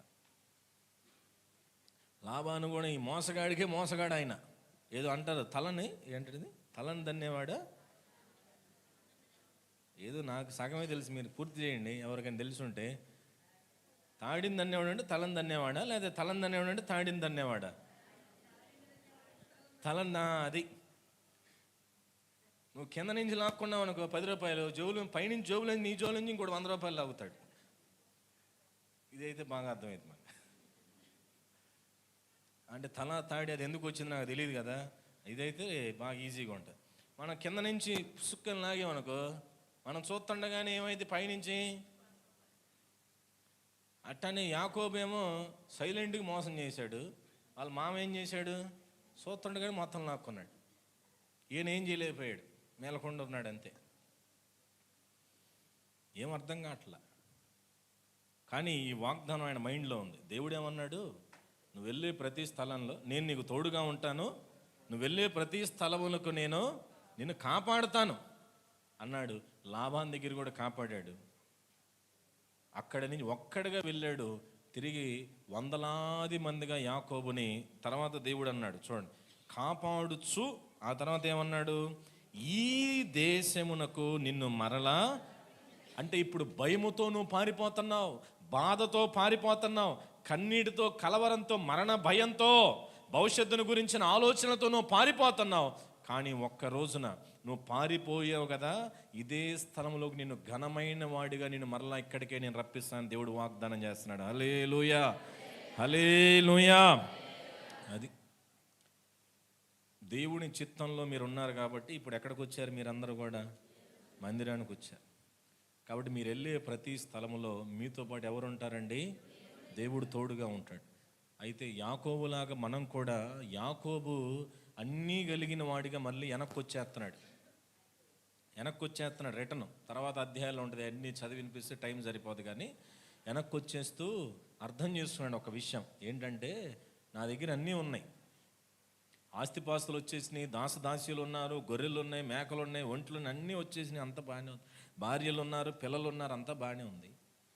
కానీ వీటన్నిటికంటే ముఖ్యంగా దేవుడు నాకు వాగ్దానం చేశాడు, ఆ వాగ్దానం నెరవేరాలి, అది నా జీవితంలో నెరవేరాలి, ఆ వాగ్దాన దిశగా దేవుడిని నడిపించాలి, దేవుడు నాకు తోడై ఉండాలని చెప్పి యాకోబు ఏమైపోయాడంటే 32వ అధ్యాయంలో ఒక్కడిగా మిగిలిపోయాడు. ఏమైపోయాడండి? అంటే వచ్చేటప్పుడు ఎట్లా ఒక్కడిగా వచ్చాడో, వెళ్ళేటప్పుడు వందలాది మందిగా ప్రయాణం మొదలుపెట్టాడు. కానీ తనను తాను ఒంటరిగా చేసుకున్నాడు. ఎందుకంటే ఇక్కడ 28వ అధ్యాయంలో దేవుడిచ్చిన వాగ్దానాన్ని జ్ఞాపకం చేసుకుంటూ, ప్రభువా నువ్వు నన్ను విడిచిపెట్టనన్నావు, నాకు తోడై ఉంటాను, కాపాడుతాను, ఇప్పటివరకు కాపాడావు, ఇప్పుడు మరలాని నా దేశాన్ని తీసుకెళ్తానని చెప్పావు, మళ్ళీ ఇప్పుడు నన్ను తీసుకెళ్తున్నావు, నువ్వు నాకు తోడుగా ఉన్నావని, నన్ను దీవించావని నాకు తెలియాలి. దీవించడం అంటే ఏదో గొర్రెలు బర్రెలు ఇవ్వటం కాదు, ఆ ఫ్లాట్లు, పొలాలు, బండ్లు, వాహనాలు ఇవ్వటం కాదు. నీవు నాతో ఉండాలి, అది నాకు అర్థం కావాలి, నీ ఆత్మ నాతో ఉండాలి, నీ అభిషేకం నాతో ఉండాలి, నీ ప్రసన్నత, నీ సన్నిధి యొక్క ప్రభావం నాతో నా ప్రక్కన ఉండాలి అని యాకోబు పెనుగులాడి ప్రార్థన చేయడం మొదలుపెట్టాడు. ఎందుకు ఇలా అడిగాడంటే, ఈయన అక్కడికి వెళ్ళిన దగ్గర నుంచి దేంట్లో పడిపోయాడు పాపం? 7 సంవత్సరాలేమో యు ఆర్ మై డియర్ అన్నాడు. ఆడ తూచి చేశాడు. ఎందుకంటే మోసగాళ్ళకే మోసగాడు ఆయన. అది నా ప్రియురాలు నువ్వే అన్నాడు. దేవుడిని వదిలేసి నా ప్రియురాలు నువ్వే, నా సఖి నువ్వే, అది నా ప్రేయసి నువ్వే, నా గుండె నీదే అనుకుంటా మాట్లాడుతూ ఉన్నాడు. ఈయనేం చేశాడు? ఒక ఆవిడని ప్రేమిస్తే సైలెంట్గా లైట్లు ఆపి ఇంకొక ఆవిడని పెళ్లి చేశాడు. అందుకే ఫ్లైటింగ్ చాలా ఇంపార్టెంట్. మళ్ళా సర్లే బాబు ఏదో పెళ్ళి అయిపోయింది అన్నా కానీ అసలు ప్రేమించిందేమో ఇంకో ఎవరిని, ఆమె ఏమో అంటున్నా, పేర్లు తెలుసా ఇంతకీ? మీకు తెలుసా నేను అనుకుంటున్నాను, రాహేల్. కానీ ఎవరి నుంచి పెళ్లి చేశాడు? చివరికి సూర్యుడు వచ్చాడు. మనం అనుకుంటాం రాత్రి ఏడుపు వస్తుంది, పొద్దున అంటాం. ఈయనకి రాత్రి నవ్వు వచ్చింది, పొద్దునేమో ఏడుపు వచ్చింది. తెల్లారితే ఏడుపు, ఎవడికి చెప్పలేడు, ఏం అర్థం కావట్లా. లాభాన్ దగ్గరికి వెళ్ళాడు. ఏంటి అసలు ఇదంటే, గప్చుప్పుగా మళ్ళీ ఒక 7 సంవత్సరాలు మెలకు నుండి పనిచేయన్నాడు. ఇప్పుడు ఈ 14 సంవత్సరం 21 సంవత్సరం నా ప్రేయస్సు నువ్వే, నేను నీ కోసమే, నా గుండె నీదే. ఎవరో ఒక కుర్రోడు అన్నాడంట ఒక అమ్మాయితో, నువ్వు అంటే ఊటీకి, కాదంటే కాటికి అన్నాడంట. ఇట్లాగే యాకోబు గారు కూడా అన్నాడు. అప్పుడు అమ్మాయి అనిందంట, తెగిన చెప్పుతో కొట్టమంటావా, తెగేదా కొట్టమంటావా అని వీళ్ళు అనలేదు, లాభాన్ అన్నాడు. యాకోబుకి అర్థమైంది, నేను వీళ్ళ గోన్లో పడ్డానయ్యా, ఈ పెళ్ళి పేరంటం ఈ గోన్లో పడ్డాను, అసలు ఆయన పరమాత్మను వదిలేశాను రా అబ్బాయి, ఇది కరెక్ట్ కాదని చివరికి ఏదో ప్రార్థన చేస్తే ఆ గొర్రెలు వీటన్నిటిని దేవుడు దీవించాడు. ఇది ఇంతవరకు కాదు, ఈ సంబంధం సరిగ్గా లేదు నాకు దేవునికి, ఆశీర్వాదం అయితే ఇచ్చేశాడు, గొర్రెలు నాయి అన్నట్టు చేసేసాడు, లాభాన్ని దగ్గర నాకు ఆశీర్వాదం ఇచ్చాడు, లాభాన్ని కూడా మెలకుండా పంపించేశాడు, కానీ ఇది ఆశీర్వాదాలతో దీవెనిచ్చేశాడు దేవుడు, అమ్మయ్య నన్ను ఆశీర్వదించాడు, నా గొర్రెలు నాకు ఇచ్చేశాడు, నా భార్య నాకు ఇచ్చేశాడు, నా పిల్లలు నాకు ఇచ్చేశాడు, అంతటితో నాకు కుదరదు, నాకు అప్పట్లో దేవుడు ఎలాగైతే దర్శనమిచ్చి ఆయన స్వరూపాన్ని కనపరుచుకొని ఆ దర్శన భాగ్యం ఎలా కలుగు చేశాడో అలాంటి దర్శన అనుభవం నాకు కావాలి, ఆ స్వరం వినే అనుభవం నాకు మరలా కావాలి. కేవలం ఈ బండ్లు వాహనాలు గొర్రెలు మేకలు వీటితో కుదరదు నాకు దేవునితో. అలాంటి ఒక తాత్కాలికమైన నాసిరకమైన సంబంధం వరకే కాదు నాకు కావాల్సింది, ఆయన స్వరం వినాలి, ఆయన దర్శనం కావాలి, ఆయన తోడుగా ఉన్నాడని ఆయన స్వరం వినటం ద్వారా నాకు అర్థం కావాలి అని మరలా పెనుగులాడే అనుభవంలోకి వచ్చాడు. మరలా అక్కడ ఉండి, ప్రభా నేను ఏదైతే అక్కడ సంపాదించుకున్నానో అవన్నీ ముందు పంపించేశా, ఇప్పుడు మొదట్లో ఒంటరిగా ఉన్నప్పుడు ఎలా నాతో మాట్లాడావో ఇప్పుడు అలానే ఒంటరిగా నేను మిగిలిపోతా ఉన్నాను. నువ్వు నాతో మాట్లాడాల్సిందే, నువ్వు నన్ను దర్శించాలి, నీ స్వరం నాకు వినపడాలి, నీ స్వరూపాన్ని నేను చూడాలి, నువ్వు నాతో ఉన్నావు నాకు దీని ద్వారా అర్థం కావాలి అంటే యాకోబు మోస చరిత్ర అంతటిని దేవుడు తుడిచేసి ఆ రాత్రి దేవుడు ఏం చేశాడు, యాకోబు ఇక నుంచి నీ పేరు ఇశ్రాయేల్, నేను నూతన పరుస్తున్నాను, ఇక్కడి నుంచి నీకు నాకు ఒక నూతనమైన అనుబంధం సంబంధం నూతన దీవెనలో ఇక్కడి నుంచి కూడా నేను నీకు తోడుగా ఉంటాను, నేను ఆశీర్దిస్తాను, నేను నడిపిస్తాను అని యాకోబుతో దేవుడు దేవుడు తోడై ఉండి యాకోబు నడిపించడం మొదలుపెట్టాడు. క్షేమంగా మరలా దేవుడు 28:15 చెప్పినట్లుగా ఎక్కడి నుంచి అయితే పారిపోయి వచ్చాడో అదే దేశానికి దేవుడు ఏం చేశాడు చెప్పండి, యాకోబుని ఈ దేశము నాకు నిన్ను మరలా రప్పించేదను అని అన్నాడు కదా. అంటూనే కింద ఏమన్నాడు, నేను నీతో చెప్పినది నెరవేర్చు వరకు నిన్ను విడువను. అలాగా అది నెరవేర్చే వరకు యాకోబుని దేవుడు విడిచిపెట్టలేదు. హల్లెలూయా, హల్లెలూయా. యాకోబుకు తోడై ఉన్న దేవుడే చెప్పండి, మనకు కాదు. ఎప్పుడే సంతోష్ గుండె మీద చేసుకొని చెప్పు, టిట్ అంటాం ఇట్ట పెట్టు సరిగ్గా అది టిట్టంటే పొడుచుకునేది దాని గుండెకి ఏమన్నా అయితే చెప్పండి. యాకోబుకి తోడుగా ఉన్నట్లుగా దేవుడు నాతో ఉన్నాడు. చెప్పడం వాళ్ళకు ఉండడు, మరి మీ ఇష్టం. నువ్వు చెప్పినది మాత్రం ఉండకుండా పోతాడు అనుకునే వాళ్ళు ఉంటారేమో. మనం చెప్పాల, విశ్వాసంతో చెబితే. అందుకే అన్నాడు, ఎవరు నమ్మిన దాన్ని బట్టి వాళ్ళకి ఏమైంది అబ్బాయి, అది ఎవరైతే నమ్మి చెప్పారో వాళ్ళకి యాకోబుకి దేవుడు తోడుగా ఉన్నట్టు తోడై ఉండును గాక. ఆమేన్, హల్లెలూయా. ఉంటాడండి దేవుడు తోడు. కానీ యాకోబు పెనుగులాడిన అనుభవం, యాకోబు పెనుగులాడినట్లుగా గొర్రెల కోసం ప్రార్థన చేశాడు, వచ్చేసినాయి. కానీ అక్కడతో ఆగాడు యాకోబు. ఆరోగ్యం ఇచ్చాడు, ఆమేన్ హల్లెలూయా స్తోత్రం, స్వీట్ ఇచ్చా, హాట్ ఇచ్చా, కేక్ పెట్టా, భోజనం పెట్టా, హల్లెలూయా అయిపోయింది. అక్కడతో ఆగల. ఆయన స్వరము చెప్పండి, ఆయన స్వరమును వినాలి, ఆయన నాతో ఉన్నాడు, నాకు అర్థం కావాలి అని పెనుగులాడాడు. ఈ సంవత్సరం అలాగ యాకోబులాగా పెనుగులాడగలిగితే దేవుడు మీకు తోడయ్యుండి ఓడిపోయిన చోట, పారిపోయిన చోట, కన్నీరు గార్చిన చోట, అవమానం పొందిన చోట మరలా తలెత్తుకొని అక్కడికే వచ్చి తలెత్తుకున్నట్లు దేవుడు మిమ్మల్ని నడిపించునుగాక. ఆమేన్, హల్లెలూయా. నేను ఏడ్చిన చోటనే, నోరారా పాడండి, నేను ఏడ్చిన చోటనే,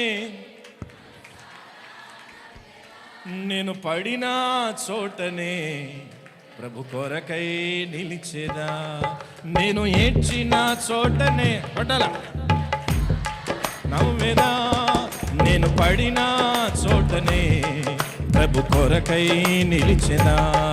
నేను ఓడిపోనయా, నేను కక్షానుండగా నేను కృంగిపోనయా, నీవు నా తోడుండగా నేను ఓడిపోనయా. పట్టాల వేగరగా పోనయా, నీవు నా తోడుండగా.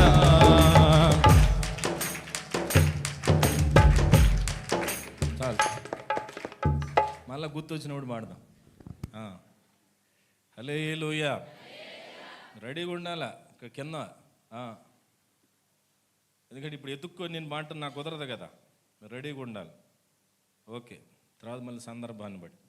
కనుక యాకోబుతో దేవుడు ఎలా ఉన్నాడు చెప్పండి, తోడుగా ఉన్నాడు. ఏడ్చుకుంటూ పరిగెత్తిన చోటకి ఆస్తి పాస్తులతో దర్జాగా చంపేస్తాడేమో అన్న భయంతో వెళ్ళినవాడు అన్నని కౌగిలించుకొని ముద్దాడి ఒకరొకరు అరే అన్నయ్య అరే తమ్ముడు అనుకుంటా ఒకరిని ఒకరు కౌగిలించుకొని ముద్దాడేటట్లుగా దేవుడు సంబంధాలు స్థిరపరిచాడు. యాకోబుకి తోడయ్యుండి ఏం తొలగించాడని చెప్పాను? భయాలను ఏం చేశాడు? తొలగించాడు దేవుడు. హల్లెలూయా, హల్లెలూయా. అది కనుక యాకోబుకు తోడుగా ఉన్నాడు కనుక ఉంటానని చెప్పాడు. ఒంటరిగా ఉన్న వాడిని, పారిపోయిన వాడిని వేలాది మందిగా దేవుడు మార్చాడు. కనుక ఈ సంవత్సరం మనం కూడా పెనుగులాడే అనుభవం. ఏ అనుభవం అండి? ఇట్రా బాబు, ఎంత పెద్దోడు వద్దులే, ఇంట్రా నువ్వు వద్దులే బాబు, నాకన్నా నైట్ ఉన్నావు.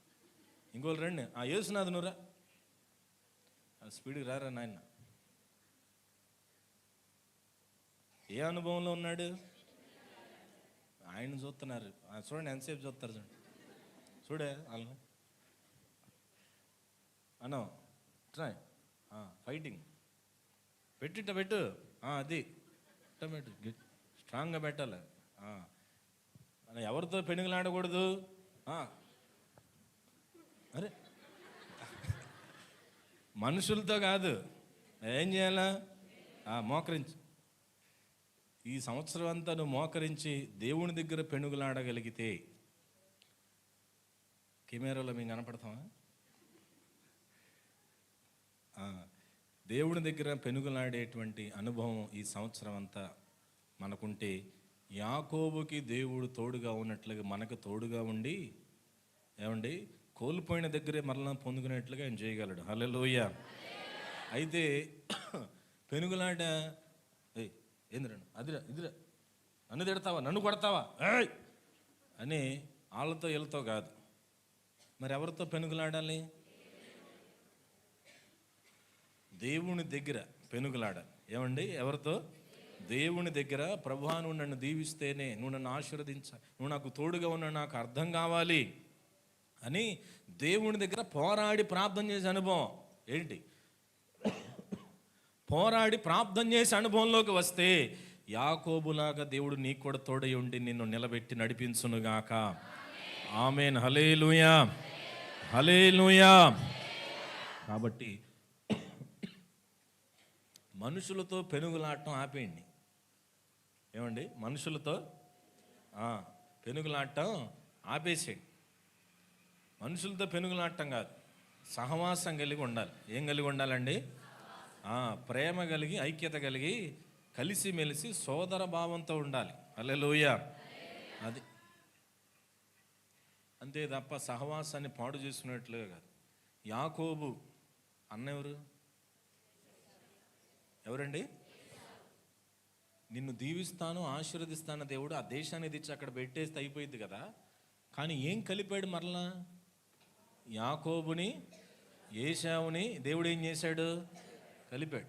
సహవాసాన్ని బలపరిచాడు.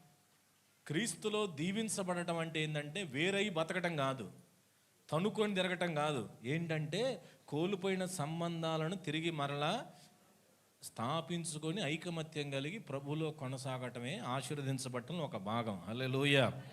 అది యాకోబుకు ఆ భయం ఉండేది, అన్న గురించిన భయం. దాన్ని తొలగిచ్చేశాడు, ఇద్దరిని కలిపేశాడు.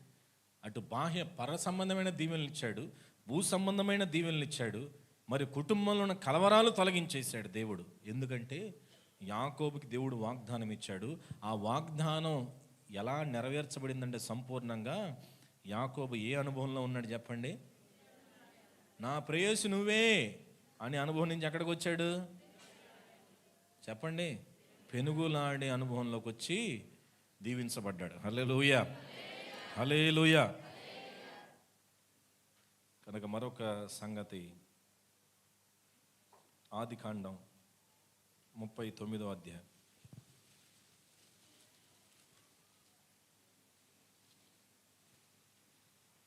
నిర్గమాకాండం దీన్ని, నిర్గమాకాండం 3వ అధ్యాయం 12వ వచనం చదవండి. నిశ్చయముగా నేను నీకు తోడై ఉండి నేను నిన్ను పంపితిని అనుటకు ఇది నీకు సూచన. నీవు ఆ ప్రజలను ఐగుప్తులో నుండి తోడుకొని వచ్చిన తరువాత మీరు ఈ పర్వతం మీద దేవుణ్ణి సేవించెదరనెను. హల్లెలూయా. ఎవరెవరితో చెప్తున్నారండి ఈ మాట? ఏమండి? మోషే. ఎవరితో అన్న? 2 ప్రశ్నలు ఉన్నాయి దాంట్లో. దేవుడు మోషేతో అంటున్నాడు. ఇప్పుడు మొదట దేవుడు ఎవరికి తోడుగా ఉన్నాడు? అబ్రహాముతో దేవుడు తోడయ్యుండి భవిష్యత్తును మార్చేశాడు.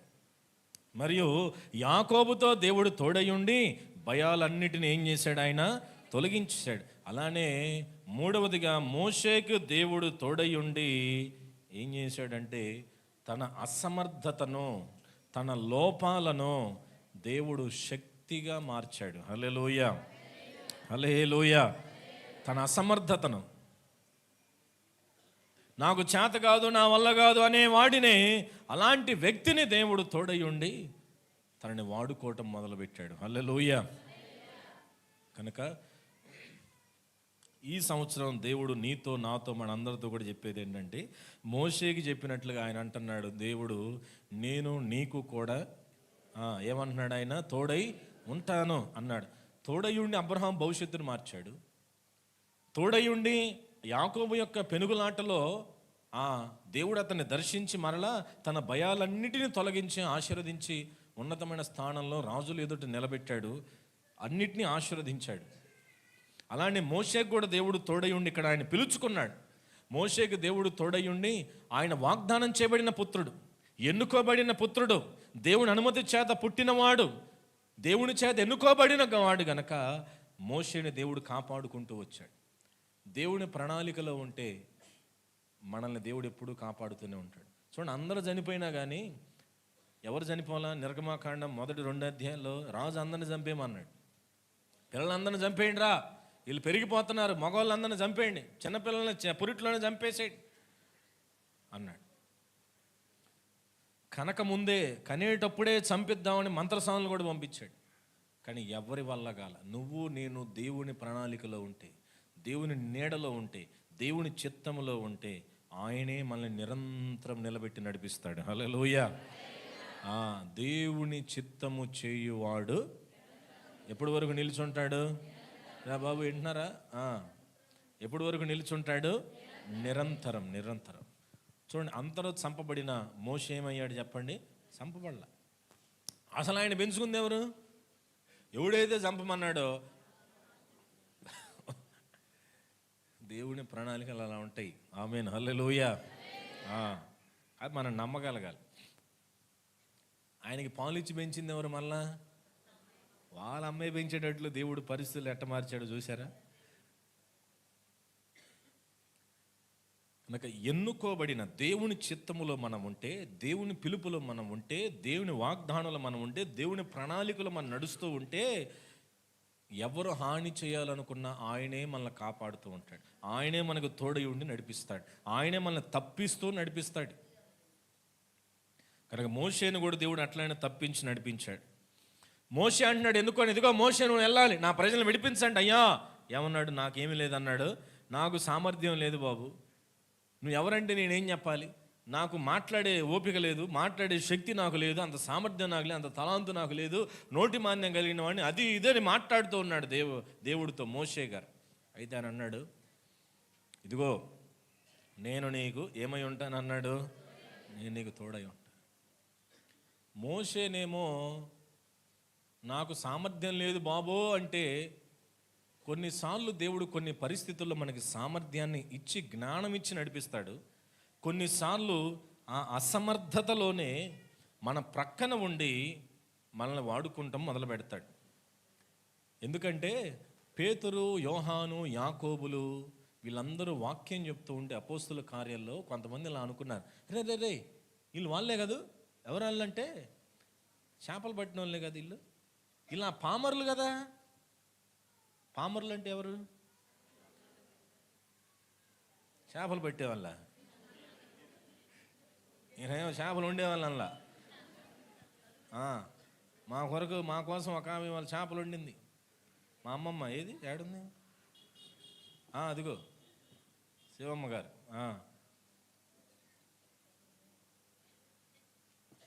పామరులు అంటే చదువు రానివారు అని అర్థం. వాళ్ళందరూ వాక్యం చెప్తుంటే అనుకున్నారు ఏమని, రే వాళ్ళు ఎవరాళ్ళు, చదువు లేని వాళ్ళరా వీళ్ళు, ఇంత బాగా వాక్యం చెప్తున్నారేంటి, ఇంత జ్ఞానం ఎక్కడదరా అంటే వాళ్ళ మీద ఏం దిగి వచ్చింది చెప్పండి. ఆ రోజున ఆ పెంతుకొచ్చి దినాన దేవుని అగ్ని అభిషేకం వాళ్ళ మీద దిగి వచ్చినప్పుడు వాళ్ళ ప్రక్కన ఉండి మీరు మాట్లాడండి నేను మీతో ఉన్నాను అన్నాడు దేవుడు. మాట్లాడితే దెబ్బకి మొత్తం వేల మంది రక్షించబడ్డారు. హల్లెలూయా. అలానే మోషే గారు అంటున్నాడు, బాబు నాకేం లేదంటున్నాడు ఆయన, నాకు సామర్థ్యం లేదు, నాకు తెలివి లేదు, నేనేం చెప్పాలి, నేనేం మాట నాకు చేత కాదంటే ఆయన అన్నాడు నా కృప నీకు. పౌలు కూడా అంతే ప్రార్థన చేశాడు. అప్పుడు దేవుడు ఒకటే అన్నాడు, బాబు పౌలు ముళ్ళు సంగతి పక్కన పెట్టి ఒకటి గుర్తుపెట్టుకో, నా కృప నీకు చాలు. అంతే. అంటే ముళ్ళు తీస్తానలా, ఇక్కడేమో ఆ అసమర్థం తొలగిస్తానని దేవుడు చెప్పట్లా. రాజు బెత్తరపామాల, ఏంట్రా ఈ నోటి మాంద్యం కలిగిన వాడు నా దగ్గరకు వచ్చి ఎంత దమ్ముగా మాట్లాడతాడని రాజు బెత్తరపోయేటట్లుగా దేవుడు చేయాలనుకున్నాడు. హల్లెలూయా. అది అసమర్థతను, సామర్థ్యం లేదనుకునే వాడిని రాజు ఎదుటి ఎట్లా నిలబెట్టాడండి దేవుడు, ఒక శక్తిగా, ఒక విప్లవ నాయకుడిగా, ఒక దేవుని దగ్గర దిగి వచ్చిన వాడిలాగా, దమ్ము ధైర్యం కలిగిన వాడిలాగా, లక్షలాది మందికి నాయకుడి దగ్గర ఒక సామాన్యుడిని దేవుడు ఉన్నతమైన వ్యక్తిగా దేవుడు నిలబెట్టాడు. హల్లెలూయా.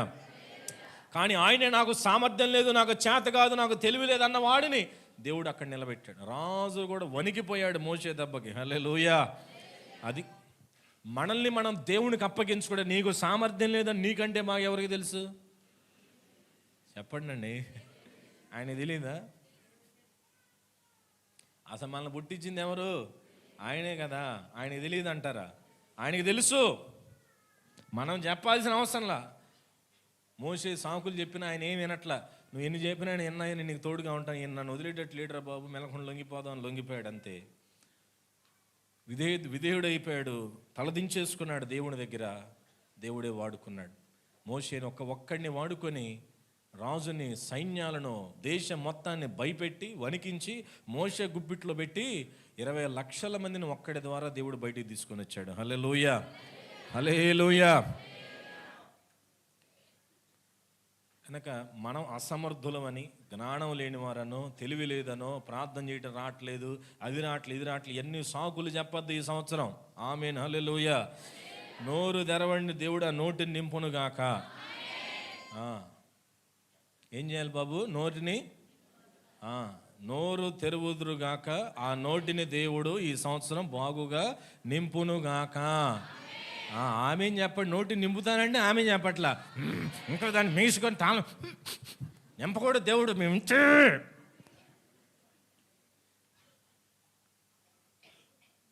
నోరు తెరిస్తే దాన్ని ఏం చేస్తాడంటే దేవుడు ఆయన మాటలతో, ఆయన ప్రార్థనతో, ఆయన కృపతో, ఆశీర్వాద వాక్కులతో నింపుతాడు. తాళం కప్పేసి బెకేసుకొని చైనా లాకులు వేసుకుంటే అట్ట దేవుడు చెప్పేటప్పుడు మాట్లాడేవాడిని కాదు చూడాల్సింది, ఎవరిని చూడాలి? నన్ను వాడుకుంటున్నాడే, నాలాంటోడే, నేను కూడా ఆయన లాంటోడే. ఏది? మోషే. నాకు కూడా సామర్థ్యం లేదు, నాకు కూడా చేత కాదు, కానీ ఇలాంటి నన్ను, అలానే పామరులు అయిన వారిని దేవుడు వాడుకొని, దేవుడు ఏం చేస్తా అంటే కఠిన హృదయాలను, లొంగని వారిని, వంగని ఫరో లాంటోరు కూడా ఏం చేశారు, చివరికి మోషే ఎదుట దండం పెడతాను, వెళ్ళిపో బాబు, మేము పంపించేస్తాం, మాకు చేత కాదు, నీతో పోరాడలేము అన్నట్టుగా దేవుడు చేస్తాడు. ఒకటే, వేచి ఉండాలంతే. ఏం చేయాలి మనం? తొందరపడకుండా ఏం చేయాలి? వ్యతిరేకించే వాళ్ళు ఉంటారు, దూషించే వాళ్ళు ఉంటారు, అవమానించే వాళ్ళు ఉంటారు, సహకరించే వాళ్ళు ఉంటారు, సహకరించని వారు ఉంటారు. ఇవన్నీ డోంట్ కేర్. అంతే, ఒకటే చేయాలి, దేవుని పిలుపులో ఉండాలి. ఏం చేయాలి? దేవుని పిలుపులో ఉంటే దేవుడే నిలబెట్టి వాడుకుంటాడు. హల్లెలూయా. ఒక్కడై ఉన్న మోషే ద్వారా 20 లక్షల మందిని దేవుడు విడిపించేశాడు. హల్లెలూయా.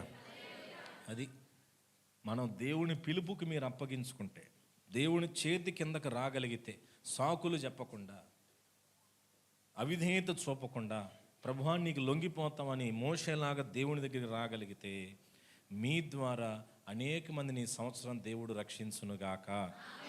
మీ అసమర్థతలోని శక్తిని దేవుడు ప్రసాదించునుగాక. ఆమేన్, హల్లెలూయా. మోషేలాగా అప్పగించుకోండి, దేవుడు తోడై ఉండి నడిపిస్తాడు. ఇప్పుడు ఎన్ని అయినాయి? చివరికి ముసడిగా 3 అయినాయి, 11:30 కూడా అయిపోయింది. హల్లెలూయా. అది మరొకటి మొత్తం ఎన్ని చెప్తాను నన్ను? ఒకటి తగ్గించా మీకు ఆ కన్సెషన్. 7 చెప్పాలంటే అనుకున్నాడు యశ్వంత్, ఇప్పుడు 7 చెబితే మా బాబాయ్ 12:30 చేస్తాడరా బాబు. లేదు అయిపోయింది తమ్ముడు, అయిపోయింది. యెహోషువ గ్రంథం 1వ అధ్యాయం 5వ వచనం.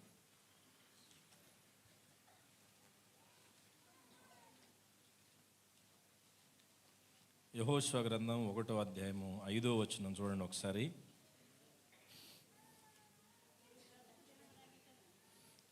చదవండి. నీవు బ్రతుకు దినములన్నిటను ఏ మనుష్యుడును నీ ఎదుట నిలువలేకయుండును, నేను మోషేకి తోడయుండునట్లు నీకును తోడయుందును. హల్లెలూయా, హల్లెలూయా. 2 చేతులు ఎత్తి చెప్పండి అమ్మా, హల్లెలూయా. అది దేవుడు మోషేకి తోడుగా ఉన్నట్లుగా యెహోషువ కూడా వాగ్దానం చేస్తున్నాడు. ఏమనంటే, బాబు యెహోషువ, నేను నీకు తోడుగా ఉంటాను. ఇప్పుడు ఎవరు లేరు ఆయన ముందు? మోషే లేడు. మోషే లేకపోగా చుట్టుపక్కల అందరూ శత్రువులు వచ్చారు. 7 రకాలైన శత్రువులు చుట్టుమట్టున్నారు. రాజ్యం చుట్టూ, వాళ్ళ చుట్టూ, వాళ్ళ మీద దాడి చేయడానికి 7 రకాలైన సైనికులు, ఆ రాజ్యాలు, ప్రజలు, శత్రువులు ఉన్నట్లుగా మనము 3వ అధ్యాయంలో మనం గమనించవచ్చు. మోషే నాయకుడు లేడు ముందు. మళ్ళీ ఆయన వెళ్ళిపోగా చుట్టుపక్కల చూస్తేనేమో శత్రువులు మోహరించున్నారు, చంపడానికి సిద్ధంగా ఉన్నారు. అయితే అలాంటి సందర్భాల్లో యెహోషువ గారితో దేవుడు అన్నాడు, యెహోషువ, నేను నీకు తోడై ఉంటానన్నాడు. హల్లెలూయా. మనము నమ్మకముగా యెహోషువ దగ్గర నుంచి నేర్చుకోవాల్సిన ఒక ప్రధానమైన అంశం ఏంటంటే నమ్మకత్వం. ఏంటి చెప్పండి? ఇంకోటి కూడా మౌనంగా ఉండటం. ఏంటి చెప్పండి? ఇంకొకటి ఏంటి? యెహోషువ నిర్గమాకాండంలో కానీ, నిర్గమాకాండం నుంచి యెహోషువ గ్రంథం వరకు యెహోషువ ఎక్కడా కూడా నాయకత్వం కొరకు మోషే మీద ఒక్క మాట కూడా ఎదురు తిరిగినట్లుగా, పక్క వాళ్ళ దగ్గరికి వెళ్ళి ఇదిగో మోషే గారు నన్ను ఏం పట్టించుకోవట్లేదు, నాకు ప్రార్థన చేయమని అవకాశం ఇవ్వట్లేదు, నేను ఆయన వెనకాలే తిరుగుతుంటే అసలు మమ్మల్ని ఏం పట్టించుకోవట్లేదు, ఇట్లాంటి పనికి మాలిన మాటలు యెహోషువ మాట్లాడినట్టు ఒక్క మాట కూడా మనం చూపించలేం. Even single word.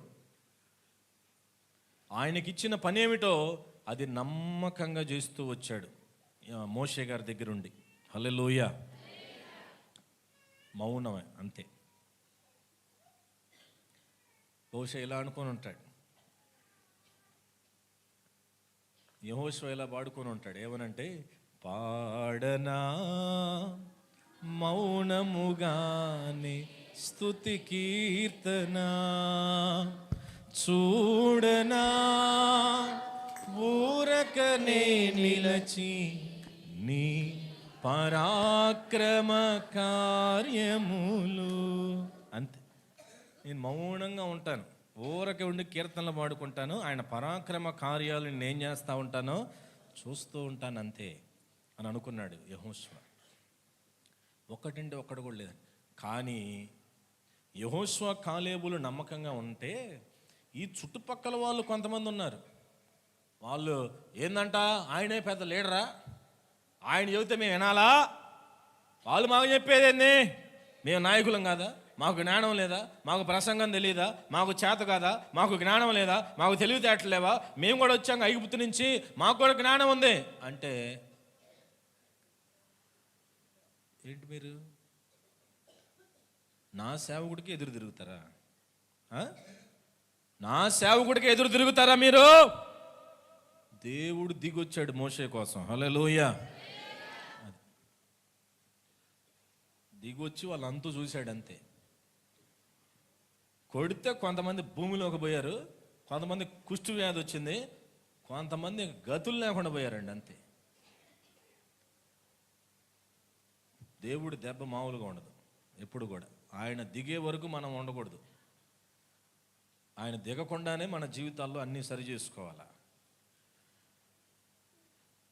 కనుక మోషేకి తోడై ఉన్నట్లుగానే ఏమన్నాడు యెహోషువతో, నేను నీకు కూడా ఏమై ఉంటానన్నాడు, తోడై ఉంటాను. యెహోషువనే దేవుడు ఎందుకు ఎన్నుకున్నాడు అంటే ఈ రెండు కారణాలు నేను బాగా నమ్ముతా. ఒకటి, యెహోషువ మౌనం. చెప్పండి, యెహోషువ మౌనం. రెండవది, యెహోషువ నమ్మకత్వం. రెండవది ఏంటి చెప్పండి? యెహోషువ నమ్మకత్వం. కనుక మనం దేవుడు నిన్న రాత్రి కూడా అదే గ్రూప్లో, తర్వాత అది ఎడిటింగ్ చేస్తున్నాను, ఆ మెసేజ్ ఫోటో తయారు చేస్తున్నాను. దేవుని సమయం కొరకు ఎదురు చూడాలి. ఎప్పటి వరకు ఎదురు చూడాలమ్మా? లడా బాగూడదు, పరిగెత్తుకుంటా బాగూడదు, తోసుకుంటా బాగూడదు, తన్నుకుంటా బాగూడదు. దేవునికి ఒక సమయం ఉంది. హెచ్చించే సమయం, దీవించే సమయం, సింహాసనం కూర్చోబెట్టే సమయం ఒకటి ఉంది. అప్పటి వరకు ఎదురు చూడాలి. పరిగెత్తకూడదు, పక్కన తోసుకుంటా బాగూడదు, తన్నుకుంటా బాగూడదు. మోషే మీద ఒక్క మాట కూడా యెహోషువ సనగలేదండి. హల్లెలూయా. నన్ను వాడుకోవట్లేదు చూడు, నన్ను చూడట్లేదు, నన్ను పైకి నిలబెట్టట్లేదు, నన్ను అందరికీ పరిచయం చేయట్లేదు, నన్ను ముందుకు తీసుకొని రావట్లేదు, నన్ను నడిపించట్లేదు, నాకు అది చేయట్లేదు, ఇది చేయట్లేదని యెహోషువ ఒక్క మాట కూడా మాట్లాడలా. మౌనంగా తనకి ఏ పనిస్తే ఆ పనిలో నమ్మకంగా ఉన్నాడు. ఆ నమ్మకత్వం, ఆ మౌనం యెహోషువని ఎక్కడ నిలబెట్టింది చెప్పండి? మోషే గారి స్థానంలో కూర్చోబెట్టింది. హల్లెలూయా, హల్లెలూయా. అది కనుక మనం ఏ స్థితిలో ఉన్నామో అక్కడ యథార్థంగా ఉండగలిగితే, అక్కడ నమ్మకముగా ఉండగలిగితే దేవుడే మనల్ని ఉన్నతమైన స్థానాల్లో నిలబెడతాడు. హల్లెలూయా. తొందరపాటు నిర్ణయాలు వద్దు. పక్క వాడిని తోసేసి పైకి వద్దామనే వ్యర్థమైన, అది మంచి ఆలోచన కాదు.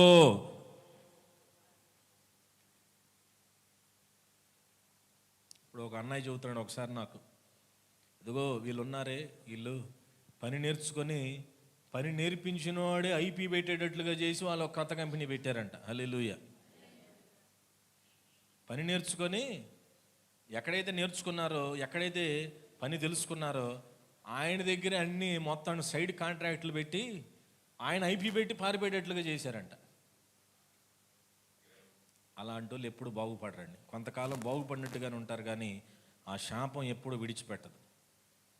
కానీ అందరూ గుర్తుపెట్టుకోవాలి, మనం పక్కవాడిని బాధ పెట్టి, పక్కవాడిని కిందకి తొక్కేసి, సాడీలు చెప్పి, ఉన్నవి లేనివన్నీ చెప్పి, వాళ్ళ లోపాలు బయట పెట్టి, వాళ్ళు అలాంటి వాళ్ళు ఇలాంటి వాళ్ళని వాళ్ళ మీద లేని ఉన్నవన్నీ 10 మందికి చాటింపేసుకుంటూ వాళ్ళని ఏదో దించేసి నేనేదో మంచోడిని, నేనేదో మంచిదాన్ని అని నిరూపించుకోవడానికి పక్క వాళ్ళని చెడ్డవారు చేసే ప్రయత్నాలు చేసి, నేను గొప్పవాడిని, నేను టాలెంట్ ఉంది, నాకు అది ఉంది, ఇది ఉందని మనం చేయటానికి అలాంటి ప్రయత్నాలు చేస్తూ ఉన్నామంటే భూమిని ఓపెన్ చేసి లోపల కప్పేస్తాడు దేవుడు.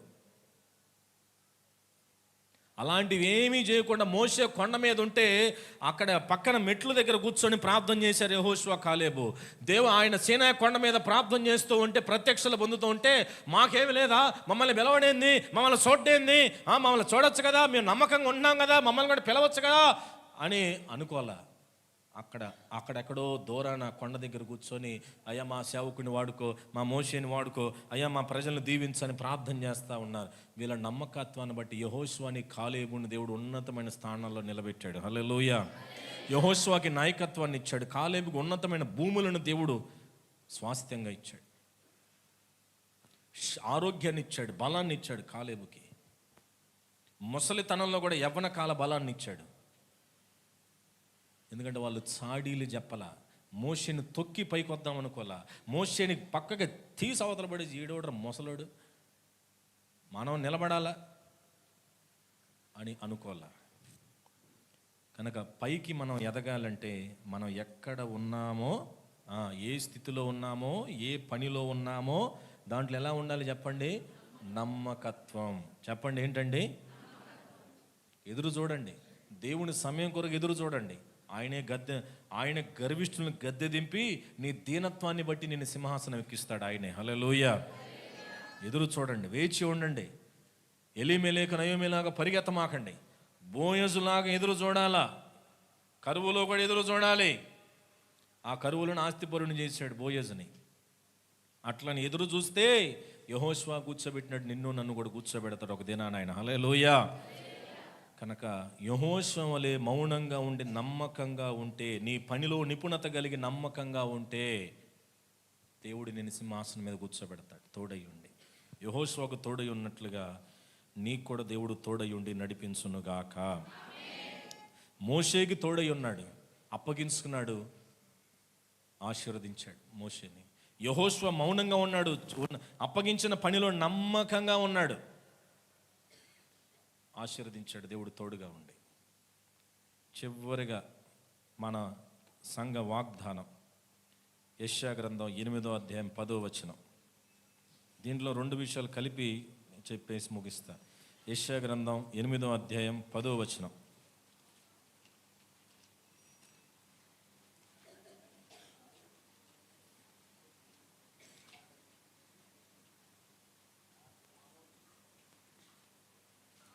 ఎనిమిదో అధ్యాయం 10వ వచనం. నేను ఆలోచన అంటున్నారు కానీ ముందుకు మాట్లాడి నుంచి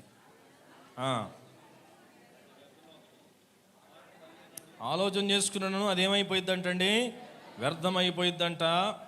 తర్వాత మాట పలికినా కానీ అది నిలవదంట. హల్లెలూయా.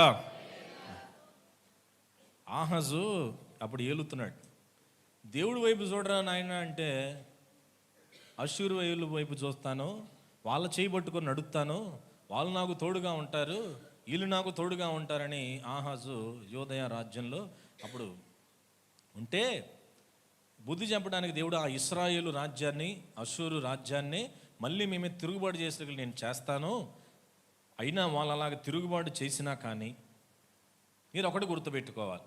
ఏంటయ్యా అదంటే, ఆలోచన చేసుకొనును అదేమైపోయిద్దంట, వ్యర్థమైపోతుంది. మాట పలికినా కూడా అదేమైపోయిద్దంట, అది నిలవదు. ఎందుకంటే దేవుడు మాతో ఉన్నాడు. దేవుడు మీతో ఉన్నాడని మీకు అర్థమయ్యేటట్లుగా శత్రువులు, మీరు మనుషులను ఆధారం చేసుకుంటున్నారు కదా, అష్షూరీయుల్ని వీళ్ళని ఆధారం చేసుకుంటున్నారు కదా, కాబట్టి వాళ్ళే మేమే తిరుగుబాటు చేస్తారు. ఇప్పుడు కొంతకాలంలో వాళ్ళు కానీ మిమ్మల్ని జయించలేరు. ఎందుకంటే ఎవరున్నారు తోడుగా మీకు, నేనున్నానని గుర్తుపెట్టుకోండి. అది ఈ వాగ్దానం యొక్క సారాంశం అదనమాట. అసలు వాళ్ళు దేవుడిని ఆరాధించకుండా మనుషులు కాళ్ళు పట్టుకుంటున్నారు, దేవుడిని ఆరాధించకుండా మనుషులు చేతులు పట్టుకుంటున్నారు. మమ్మల్ని కాపాడు, మమ్మల్ని దీవించు, మాకు అది ఇవ్వు ఇది ఇవ్వు అని. మీరు ఎవరినైతే నమ్ముతున్నారో వాళ్ళే మీకు ద్రోహం చేసే కాలం రాబోతుంది. అప్పుడు అర్థమైంది నేను మీతో ఉన్నానా లేదా అని. కాబట్టి ఇక్కడున్న మనందరం ఈ వచనంలో 2 విషయాలు ఏమనంటే, దేవుడు మనకి 2 పాయింట్లు దీంట్లో చెప్తాను, రాసుకోండి. దేవుడు మనతో ఉంటే శత్రువు ఆలోచన పని చేయదు. ఏమక్క? దేవుడు మనతో ఉంటే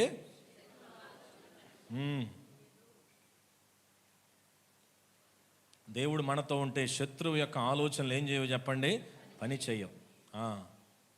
తర్వాత అలానే దేవుడు మనతో ఉంటే, ఆయన మనతో ఉంటాను అని చెబుతున్నాడు కదా. చివరిగా ఆ 8వ అధ్యాయం 10వ వచనం చివరిలో ఆయన ఏమన్నాడంటే, నేను మీతో ఉంటానన్నాడు కదా. అది ఒక ప్రవచనాత్మకమైన వాగ్దానం. అది కేవలం నిన్ను నన్ను బలపరచడానికి, నీ కన్నీళ్లు తొడవడానికి ఇచ్చే వాగ్దానం కాదు, కానీ ఒక ప్రవచనాత్మకమైన వాగ్దానం.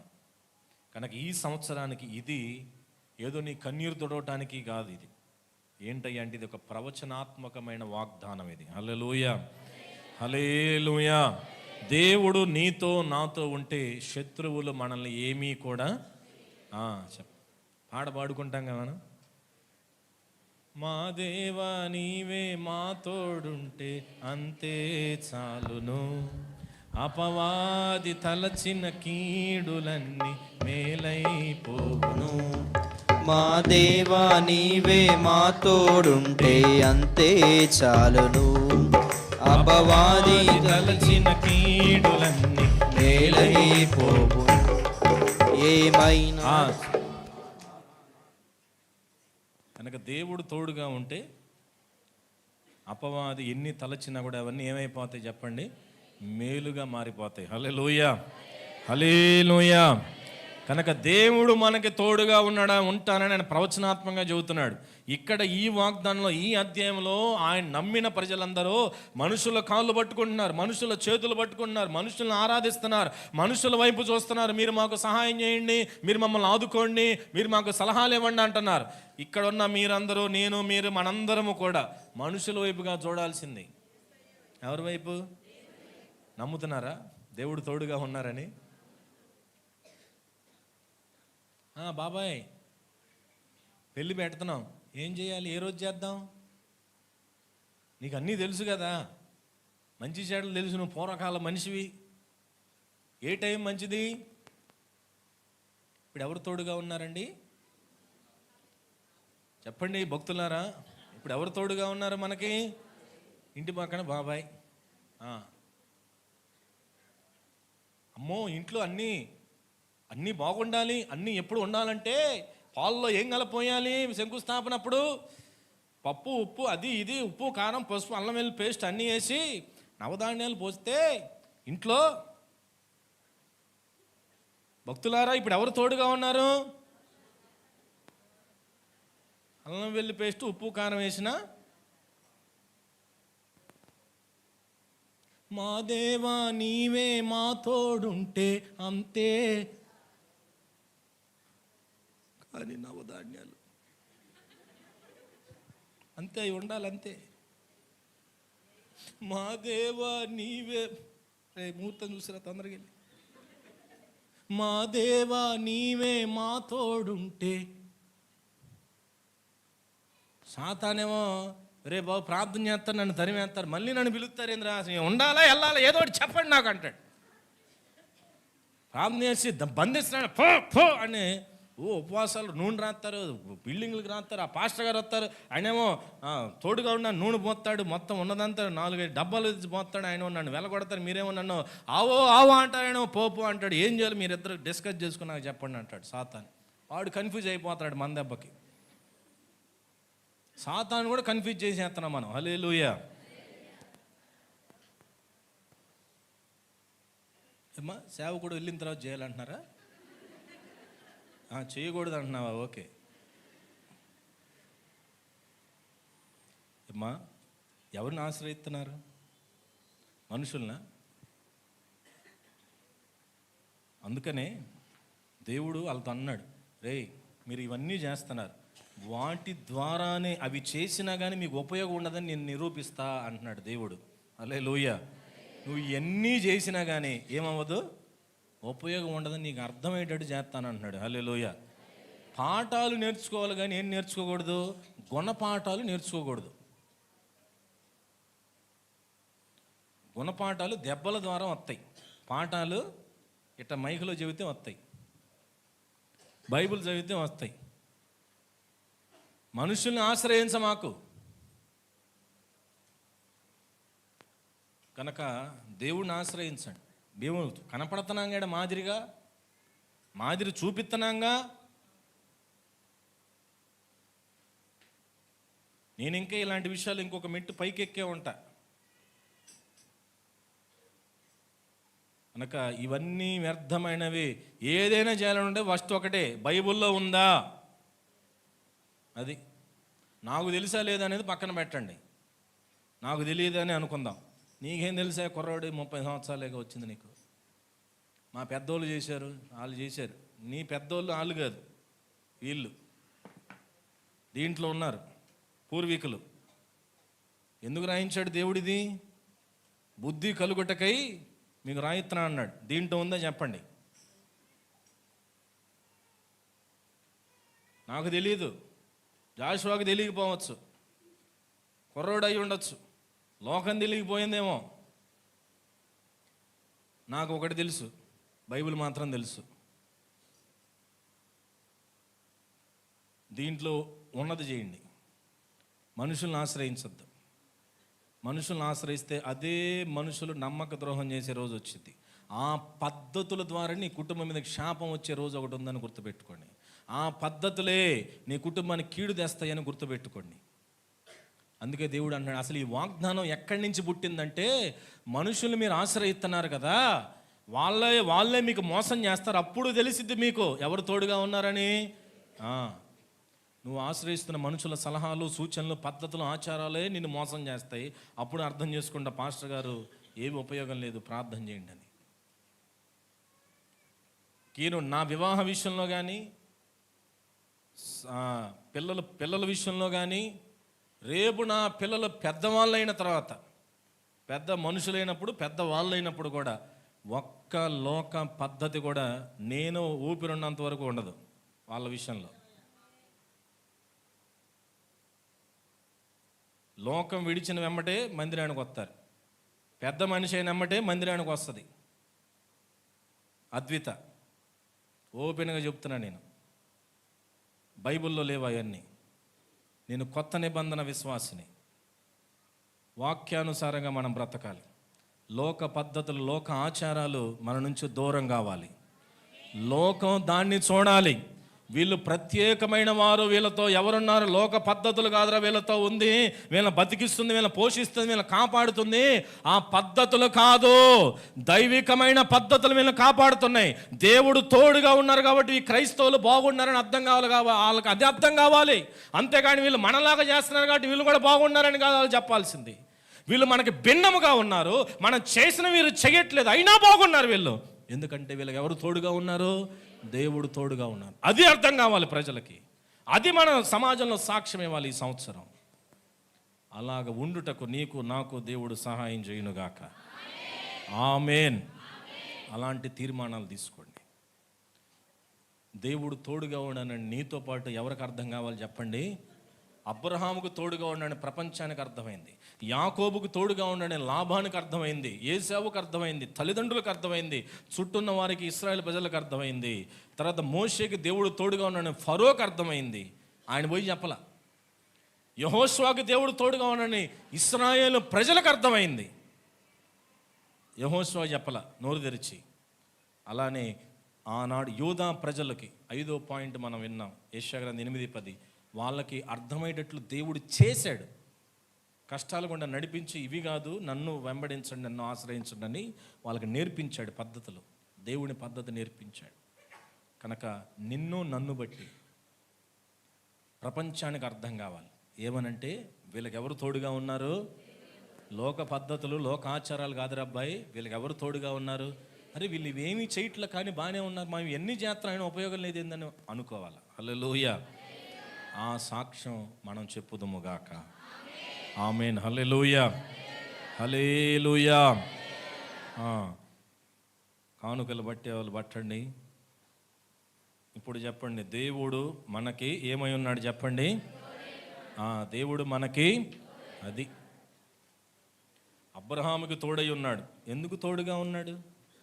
లోబడ్డాడు. ఎందుకు తోడుగా ఉన్నాడు? అది ప్రేమించాడు దేవుడిని, విశ్వాసం ఉంచాడు కాబట్టి దేవుడు తోడై ఉన్నాడని జ్ఞాపకం ఉంచుకోండి. అలాగా మీరు కూడా అబ్రహాములాగా, యాకోబులాగా, మోషే గారిలాగా, యెహోషువలాగా జీవించగలిగితే దేవుడు మీకు కూడా తోడుగా ఉండి మిమ్మల్ని కూడా ఆయన ఆశీర్వదిస్తాడు.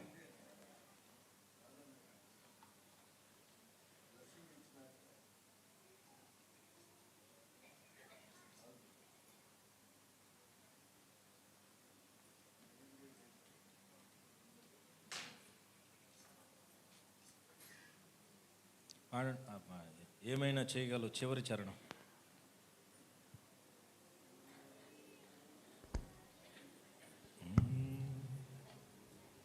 రెండో చరణం ఏంటి? స్టార్టింగ్ అమ్మా, నీ ఆజ్ఞ లేనిదేనా?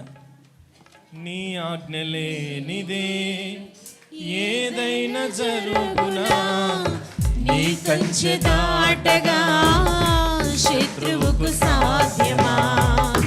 నీ ఆజ్ఞ లేనిదే ఏదైనా జరుగునా, నీ కంచె దాటగా శత్రువుకు సాధ్యమా? మా దేవా నీవే మా తోడుంటే అంతే చాలును. అపవాది తలచిన కీడులన్నీ మేలైపోవును. మా దేవా నీవే మా తోడుంటే అంతే చాలును. అపవాది తలచిన కీడులన్నీ మేలైపోవును. ఏమైనా చేయగలవు కథ మొత్తం మార్చగలవు.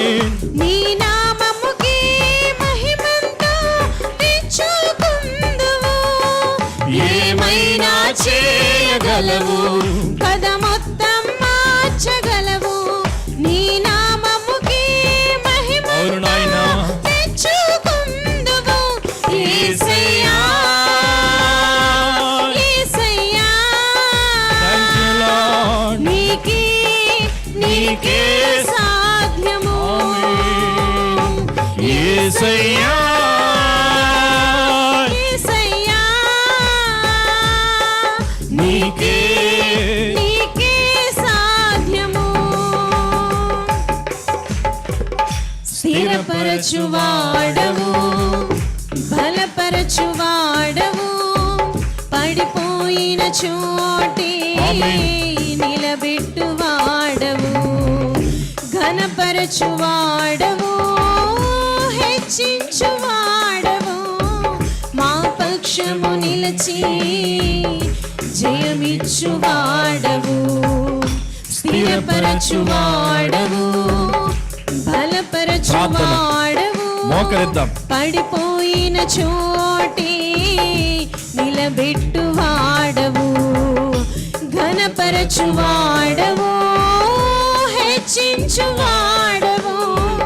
మా పక్షము నిలిచి జయమిచ్చువాడవు. ఏమైనా చేయగలవు కథ మొత్తం మార్చగలవు. అందరూ బిగ్గరగా నీ నామముకే మహిమ విశ్వాసముతో తెచ్చుకుందువు. ఏమైనా చేయగలవు కథ మొత్తం మార్చగలవు. ఆమేన్. నీ నామముకే మహిమంతా తెచ్చుకుందువు. యేసయ్యా యేసయ్యా నీకే సాధ్యము. యేసయ్యా యేసయ్యా ఆమేన్. నీకే సాధ్యము. మా దేవా నీవే మా తోడుంటే అంతే చాలును. అపవాది తలచిన కీడులన్నీ మేలైపోవును. మా దేవా నీవే మా తోడుంటే అంతే చాలును. అపవాది తలచిన కీడులన్నీ మేలైపోవును. మా దేవా నీవే మా తోడుంటే అంతే నీవుంటే చాలయ్యా. అపవాది తలచిన కీడులన్నీ మేలైపోవును. ఏమైనా చేయగలవు కథ మొత్తం మార్చగలవు.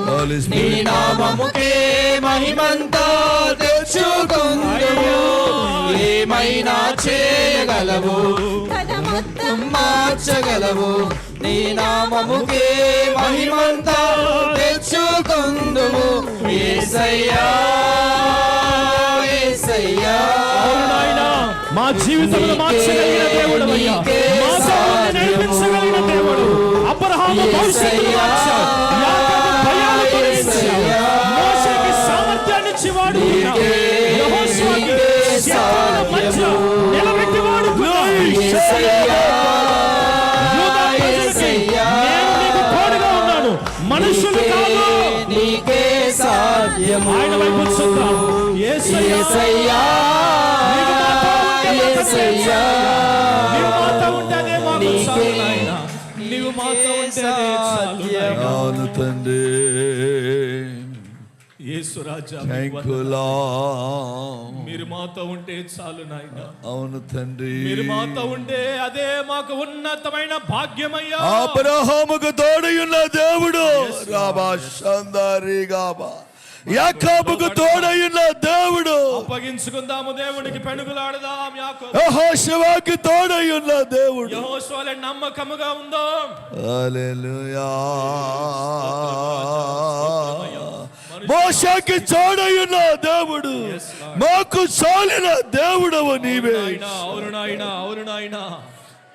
అయ్యా Thank you, Lord. అబ్రహాములాగా Thank you, ప్రేమిస్తాను Lord. యెహోషువలే నమ్మకంగా ఉంటానయ్యా నీ Thank సన్నిధిలో. you, Master. Thank you, Lord. అయ్యా నీకే కృతజ్ఞతాస్తుతులు చెల్లి. తండ్రి మా మధ్య నిలబెట్టావు నాయనా. త్రోయబడిన వారిని సైతము,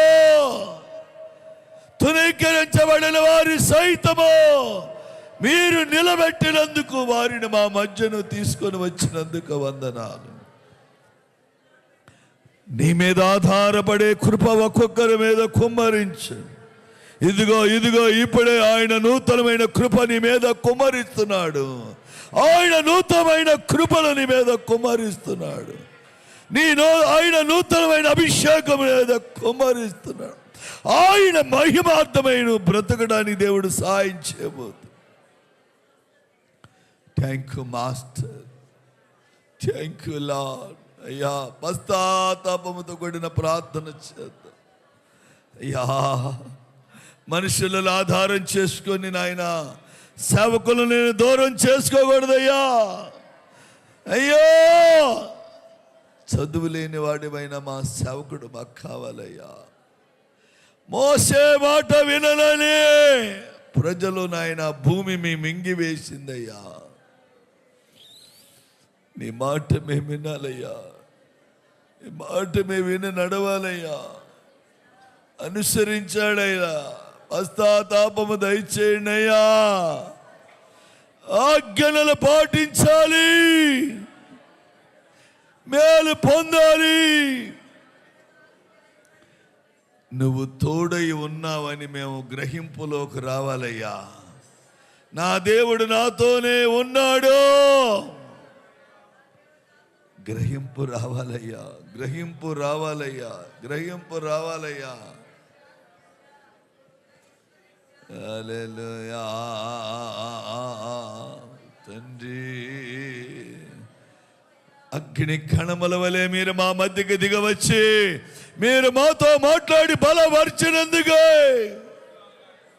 మనుషులను ఆశించక నిన్ను ఆశించి మా పరిస్థితులన్నీ సేవకులకు చెప్పుకొని మా కొరకు కన్నీళ్లు కార్చి ప్రార్థన చేస్తున్న మా సేవకులు దుఃఖపడేటట్టుగా మేము ప్రవర్తించకూడదు తండ్రి. అయ్యా